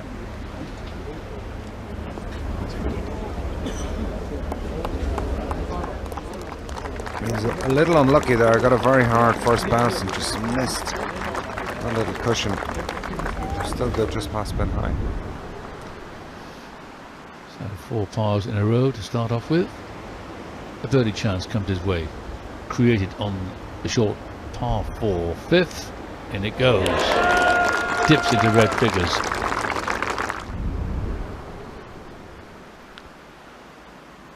At the 7th.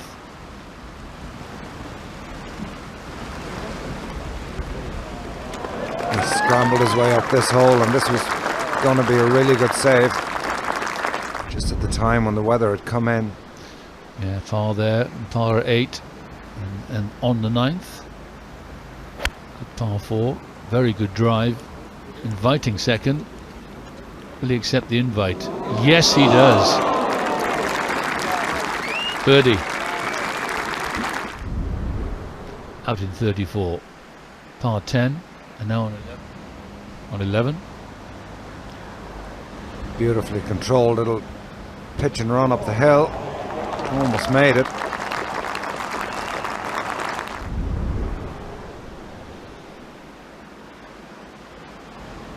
Par 3 13th. Unlucky with his tee shot on the downhill par 3, but again a very deftly judged shot from off the green, this time with a putter. But we're not allowed to request either. Bradley just a little unlucky, just another yard or two. Too much spin on it, so it came back down off the slope. A little bit of a rise to negotiate here. He twiddles that club every time, doesn't he?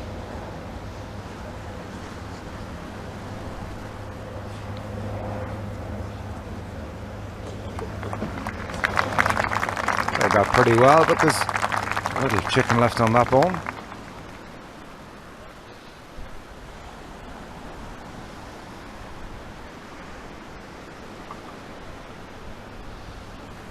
Amazing how flat he sits his wedge down on the ground even for a short shot like that. I always think it's better to get in a little closer and a little upright. Yeah, nearer to the pendulum, isn't it? Yeah, literally. Keegan Bradley enjoying a bit of late afternoon, early evening sunshine here at Royal Portrush. Jason Day in the short sleeved shirt.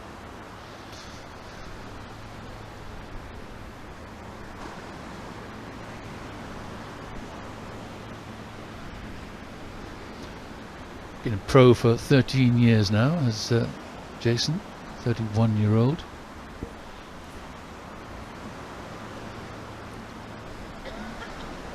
Johnson to go first. Day will have a look at it too, just to see what it is doing around the hole.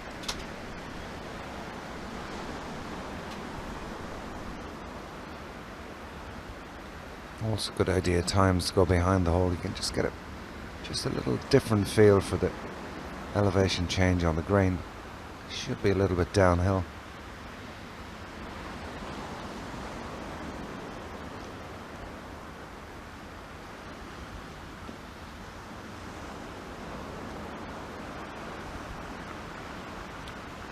He's just hanging around nicely today, Johnson.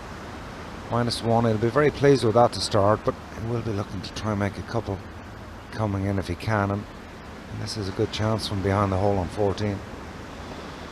Second in the rankings there of the most top 10s in the last 40 majors. 17 of them for this man. 19 for Rory. Nudging it down the hill and losing its track.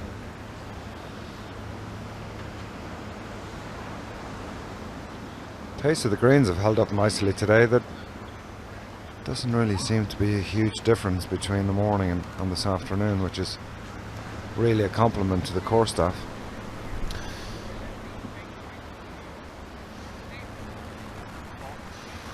Yeah, the mowers cut at a height of 3.75 millimeters, which I think is a measurement on my shaver, I think, at home. It's the length of my fringe, unfortunately, Kim. It's just over 1/3 of a centimetre. It's really low, isn't it?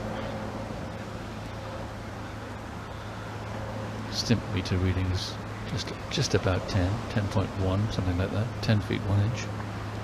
So medium pace by these player standards, almost medium slow. Now then, Jason turn. Oh, the pace let him down, didn't it? Yeah, just a tiny bit, but great putt.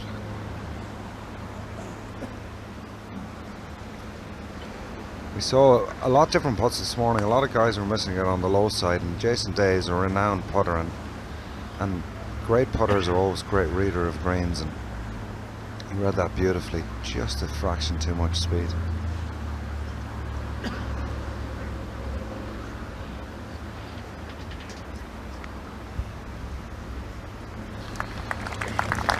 So Day completes the 14th, par 4. That's 5 pars in a row to start the back 9. He's off. Off to the loo, I'd say, Kim. I would think so.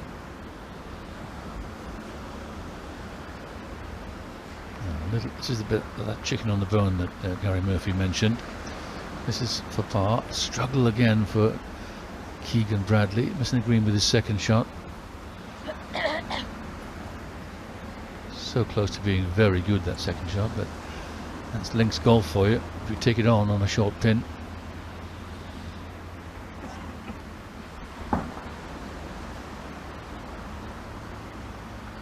Yep, I'll hold.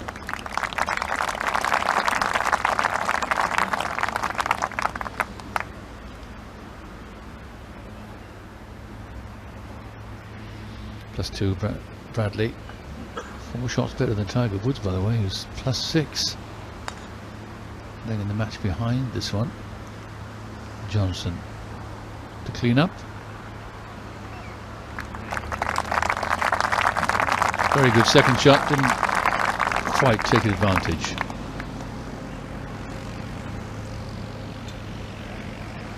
Just under the card then. A tall man from South Carolina, Dustin Johnson. Won a tournament in each of his first 12 seasons on the PGA Tour, joining 2 other men who've done that. Won a tournament in his first 12 seasons. 2 other men have done that. You can name one. Tiger. And Jack Nicklaus. Ooh, exalted company. Yeah. 15th, I like this hole. Uphill drive, right to left dog leg. Got to drive it well and then find a good position to hit that second shot close. Yeah, it's just trying to stay out of that final bunker. So Adam Scott have trouble in there this morning. It's quite an inviting second shot from the top of the hill to this green. The camber's wrong on the tee shot, isn't it? You're turning left, but it seems to run away from you to the right. Awkward.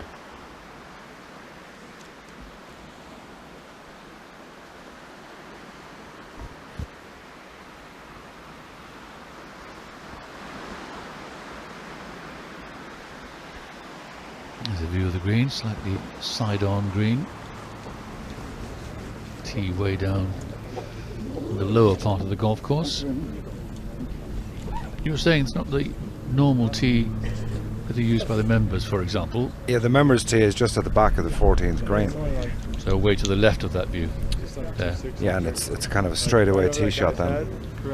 They'd probably be able to drive the green from there, and then the routing with the other holes is just a little bit fiddly, so makes more sense for the logistics of this hole. Might have to try hold this up a little bit, really turn it into that slope. Yeah,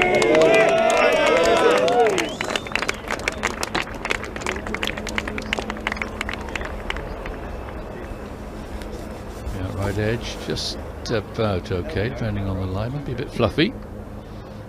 What's it? Cover?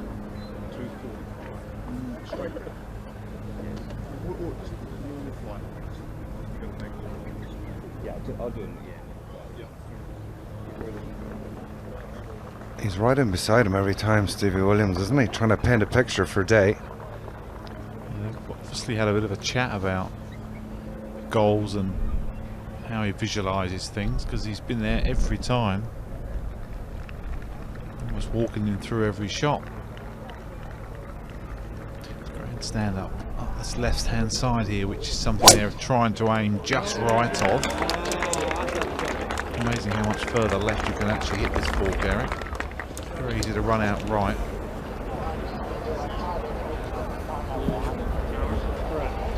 He's in the mayor's office there.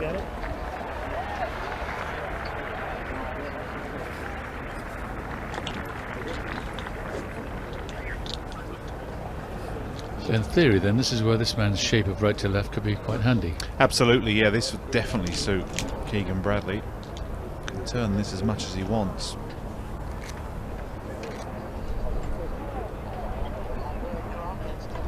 Sort of a 240 run out or carry point where really they're aiming, and he's got a good 20-25 yards before it has to carry at 260 odd, so he can hit the hard draw and probably grab an extra 20 or 30 yards down the slope.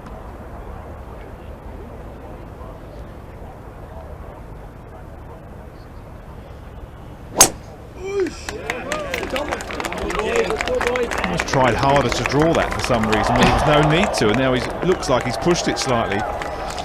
Maybe that's just the expectation, the pressure you put on yourself. Just this simple high draw was perfect for that tee shot, and he's almost trying to really whip it from right to left. Strange. Looks as though he's pushed it slightly out to the right. We will find out. Great to see so many people out so late. There's so many great golfers out there still. Yeah, John Rahm bounced back up to 5 under. It did temporarily go back to -4, but it's gone to -5 now. Birdie on the 12th. 2, 3, 4, 5, 6 birdies in his 12 holes, John Rahm.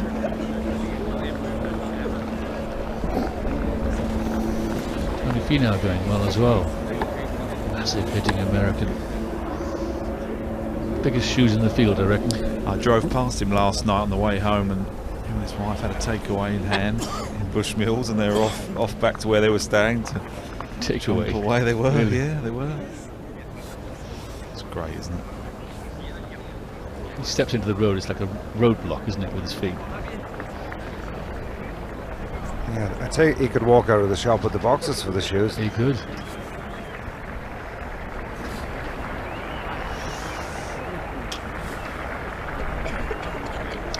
Going further down the board, the 70s, including former Open champion Louis Oosthuizen there, his fellow South African Eric Van Rooyen. Indian Shubhankar Sharma, very smooth swinging golfer, successful on the European Tour. Amateur champion James Seagrove, former amateur boys champion Matt Fitzpatrick on even par. And runner-up Xander Lombard in the amateur champion. All lined up together there. A couple of Justins alongside each other, Thomas and Harding, 71s apiece. Ernie going quite well. Ernie Els, level par, 16 holes.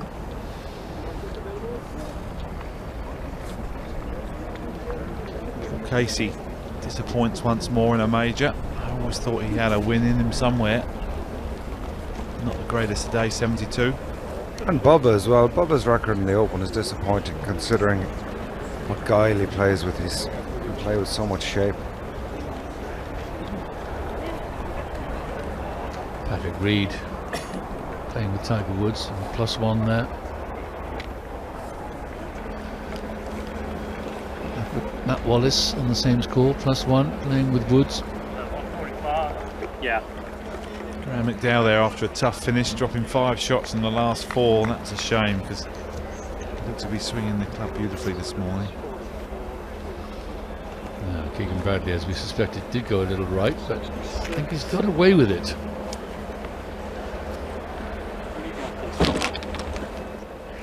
Nearly 50 yards behind his playing partners.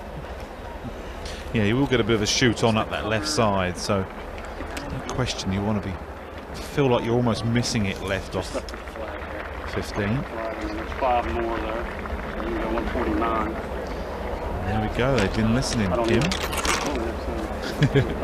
Always listening. Oh, right. Well, always been ahead of the game, haven't you? There we go. Oh yeah. I know what to do, I just can't do it. What a story that was as well, Francis. Amazing.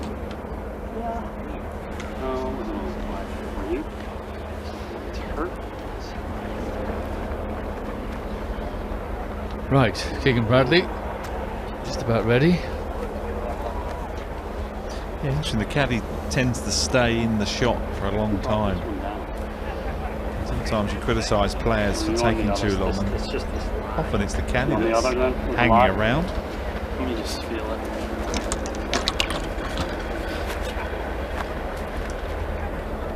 He needs to feel Andy McPhee, one of the referees there with a stop clock. That might get him to, Well, get him to speed up. I played, as soon as the club was pulled, the caddy was gone, he didn't speak again. That's how I played, and I found that was the best way. So that, again, an awful lot of input. Clearly he wants that.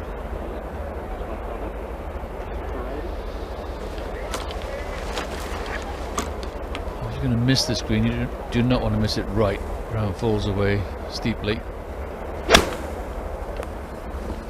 Pins on the right hand side of the green. Yeah, and after all that, he's at the wrong club. Disappointing after a decent drive.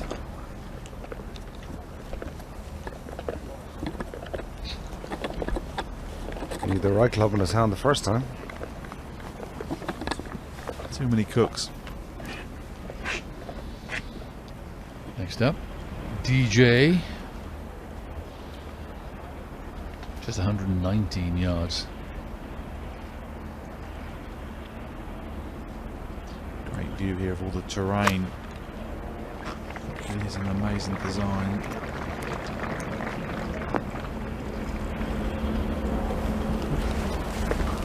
Well, what odds on that? Missing the green from there. Comfortably as well, both of them.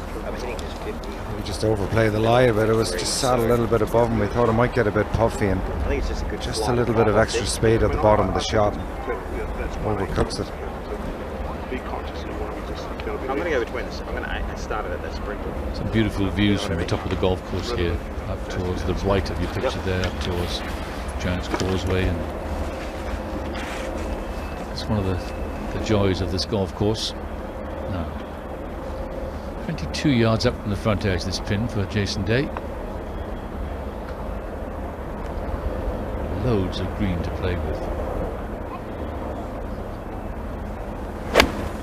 Oh. It's catching. It's catching, chaps. Oh, that one stays. Got lucky because that's a much easier shot than what Keegan Bradley has.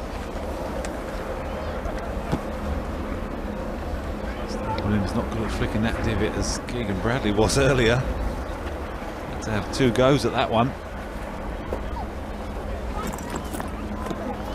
Well, Keegan Bradley was going along quite nicely early on in the round. He was at 1 under par after 8 holes. Topped a shot on 9 to be out in 36.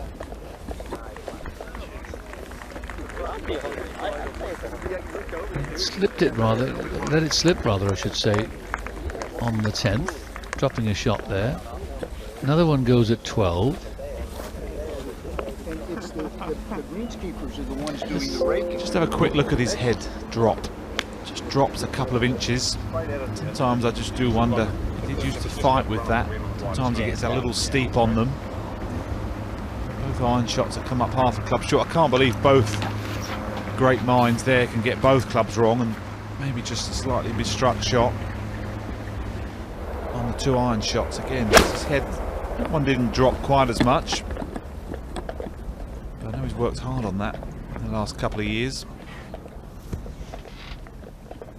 That's like 8 yards out, isn't it? Really?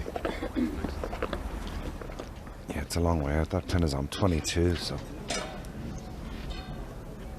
these guys would work probably maximum of 15 between clubs, so he's undoubtedly a club out there.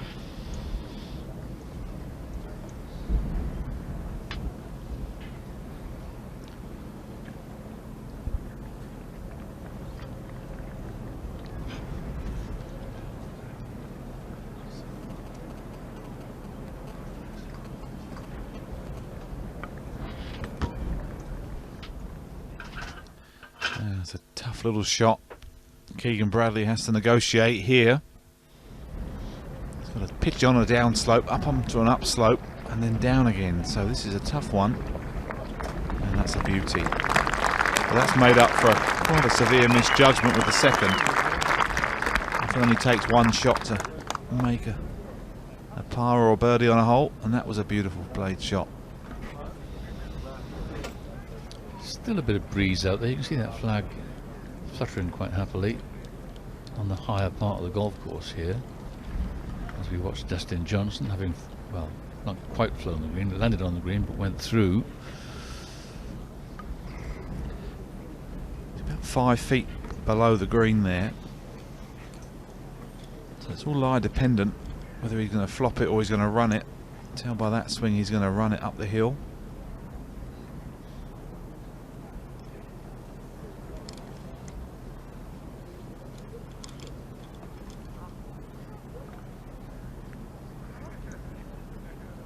Run from right to left this green from the back.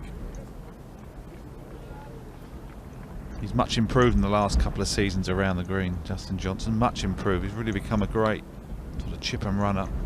Almost a dying trait nowadays.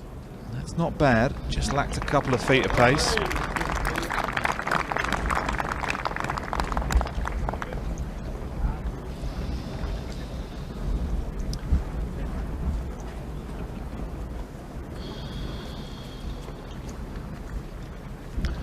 Came world number 1 in February 2017, did Dustin Johnson.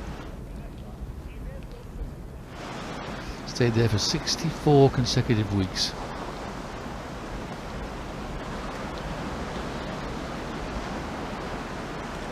Quite remarkable with only one major, but he won 2 World Championships in the space of a short period of time, which kept him there.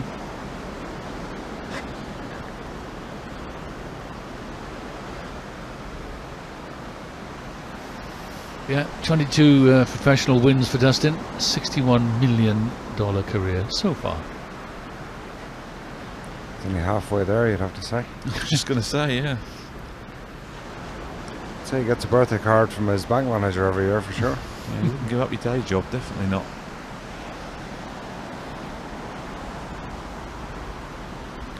We haven't seen a lot of the flag being left in today. No.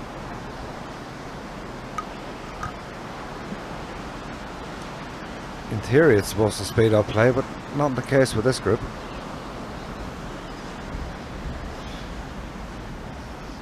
Just over 4 hours now for this group since they started.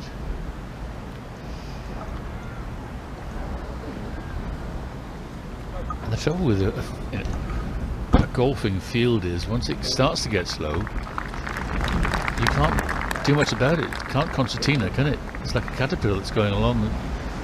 The back can't push the front.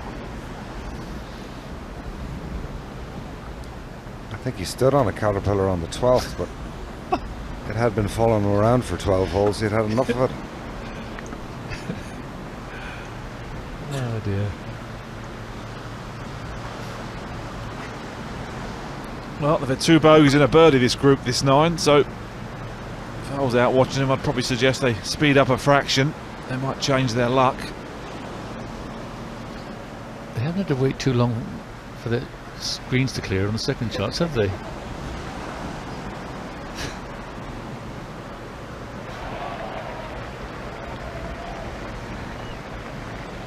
Now then, this would be a sad bogey because it's great drive, perfect setting for the second shot, through the green, chip to here.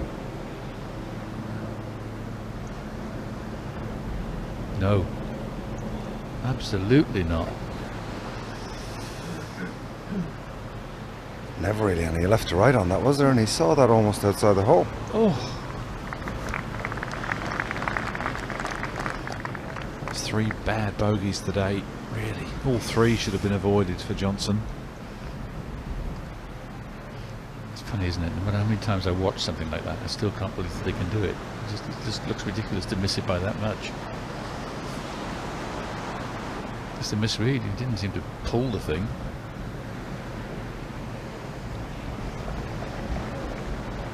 I had a chat with the manufacturer a couple of weeks ago about the putter that both of these guys are using, and what they found is, going through the stats, that the top pros tend to not have a line on the top of their putter because they're better adjusting. Because, you know, if you think about it realistically, you don't hit a good stroke every time, take a good stroke, and you do have to adjust every now and then. Yes. And when you do have a strong line on your putter, it can throw you out a little bit, so you sort of lose a little bit of your natural ability.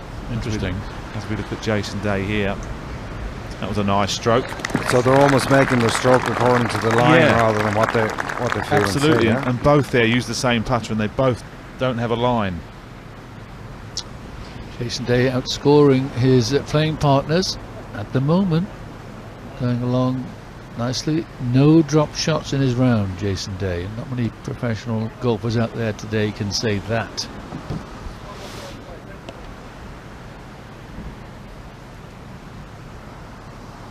Bradley on +2, 7 off the lead, currently held by John Rahm. 42 players are under par in a field of 156.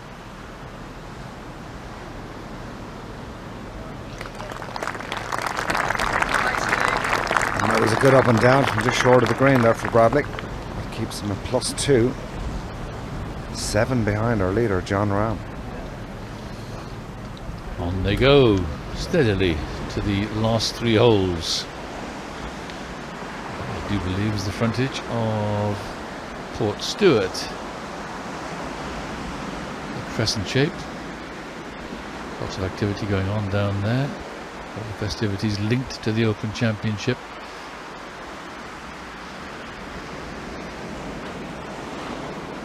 It's an ice cream parlour somewhere close by to here with a 6-foot image of Francesco Molinari in it, all made of sugar sprinkles on the wall, would you believe?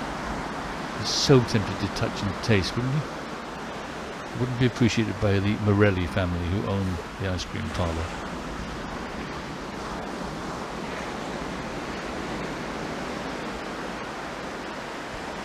Beautiful sight. Absolutely, and amazing for the community up here to have this great Open Championship. Sure, it'll have a lasting effect for many years to come. Bathed in sunshine now at just about 7:10 in the evening local time here in County Antrim, Northern Ireland. The 16th, a fearsome par 3, Gary. It is indeed. Calamity Corner. Big long par 3. What an elevation change too. Anything on the dance floor is good any day on the 16th at Royal Portrush. Players won't be fussy at all. They're just delighted to try find this green. 3 iron for Jason Day. Breeze out of the right hand side, which almost makes it nearly a little trickier because you need to have to start this down the right, which is the trouble to get near this flag. Playing 222 up the hill, in and off the right, big shot. That's in Bryson DeChambeau country. Oh, not quite. It's in the hollow. Bobby Locke's hollow, isn't it? Yes, he tried to play there every time in 1951, hit it in there and made par every time. He did.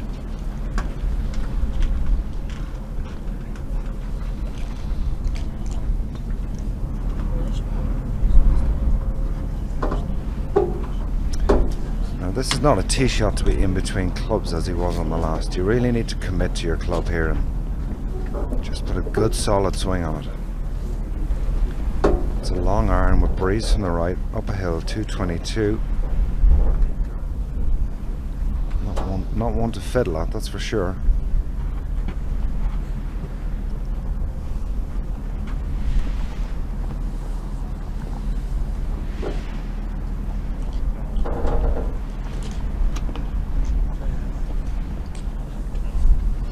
It's like an old car really, isn't it? The clutch just keeps coming out.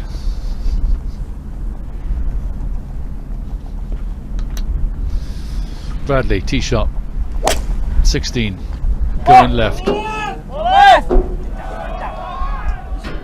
Oh, look out.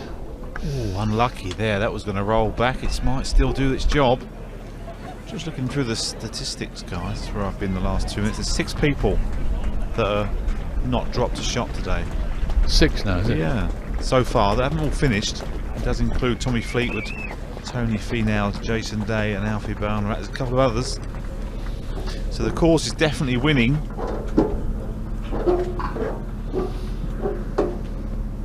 Now this will surely suit him. He can drill this against the wind, can't he? Use the wind here. Although, where's he going here? Oh, it's all right. Quality shot. Oh, beautiful pin for Sunday there. Won't be worth much gold.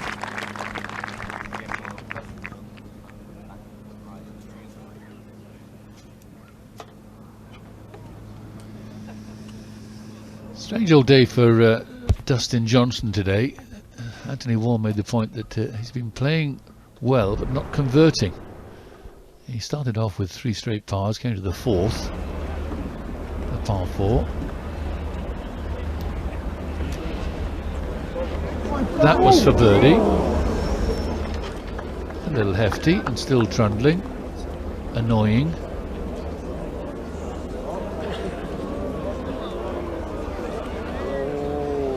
So coming back,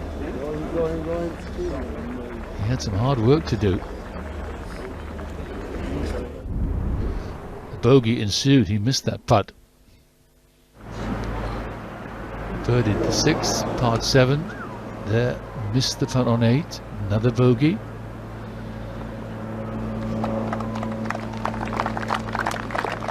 Birdie came at 9. Another birdie comes at 13. Par 14. And then this at the 15th. Absolutely nowhere near. Strange bogeys. Unexpected. And he's still level par.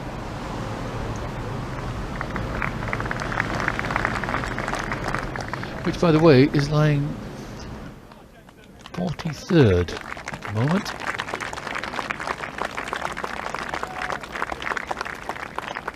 Tied 43rd. Yeah, it's pretty early to think about cut predictions, but it's probably going to be over par. I would say probably 1 or 2 over, possibly 2, weather permitting, which is pretty bunch considering 5 under's leading right now. Beautiful evening. Showers seem to have disappeared. Time to make much hay.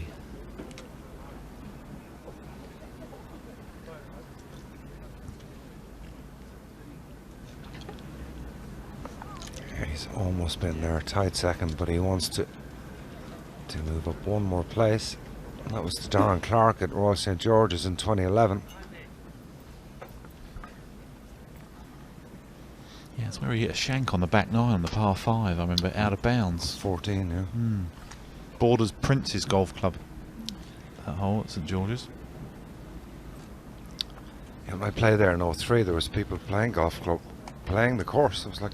Yeah, they were. But I find that amazing because you got the greatest championship being played and they're off playing themselves. Anyway, this is a tough one. Going to chop the legs off this one, get it spinning. A little bit of wind into him, which will help. Looks to have played that well. A little bit too well, I think. Late in the day, the ball's definitely not going to run out as much as the players anticipate.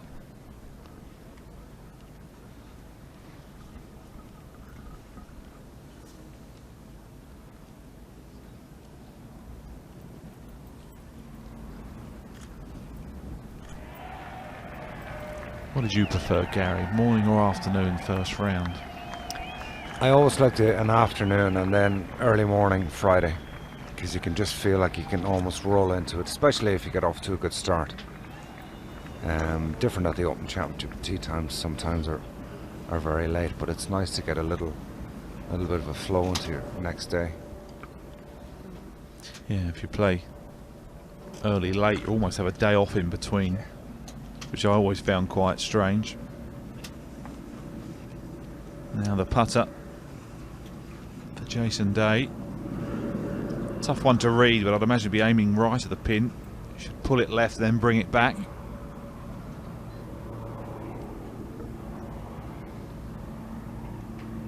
Just get a glimpse there of the valley course down the bottom. Yeah, it's turned it to the left, should come back now. Yeah, it's pretty good. Nestles 4 foot past the pin.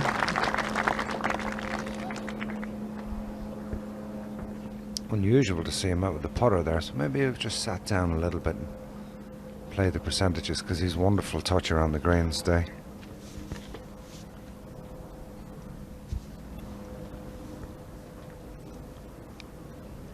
It's almost where the players walk off on that left side, so can get a little bit scuffed up over there. It's quite a popular spot for the obvious reasons.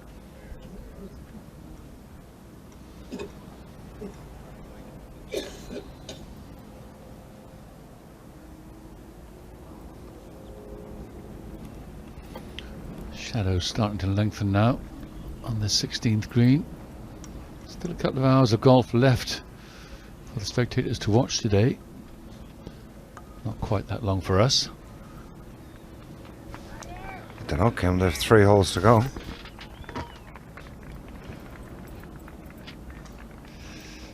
This would be a great birdie on this tough par 3. Not going to reach, is it?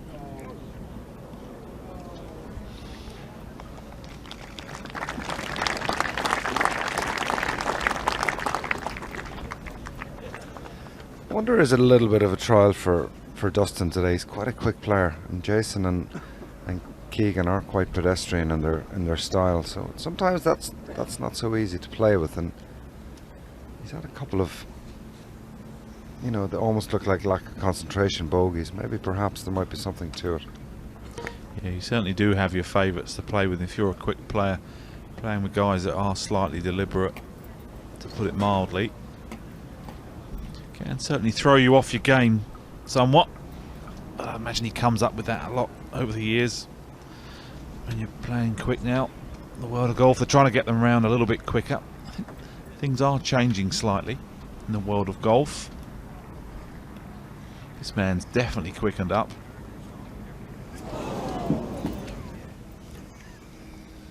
Painful there, coming to the end of his round. Doesn't want to leak any more oil. We'll move to +3.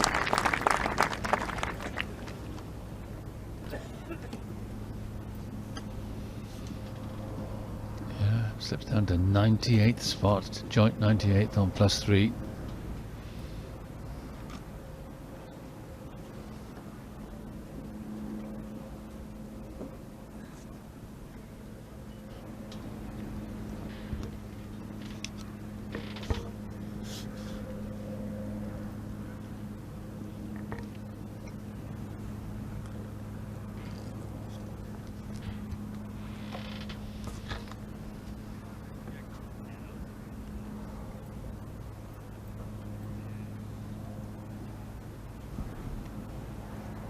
For the par.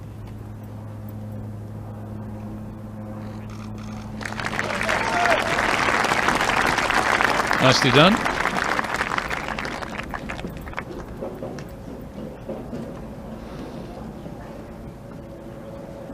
He's working his way around the golf course pretty well, really, isn't he, Jason Day here?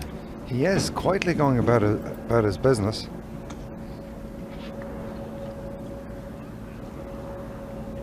It's almost easier when you don't make any mistakes.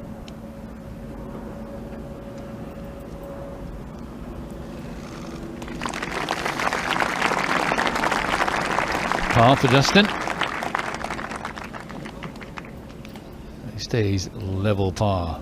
A couple of holes to go for our marquee group in the afternoon here. A group that started off at 2:59 p.m. Seems like yesterday, but it was today. That's the way to travel, chaps. Is that coming to pick you up, Anthony? Yeah, I've just sort of posted it. He's a little bit early, to be fair, but Yeah. he can do a couple of laps, can't he? So a couple of bottles of bouillon back there, I think. And smoked salmon. Wonderful, look at that. Isn't that great? That is fantastic, isn't it? It's well to keep the smoked salmon down with the bounce.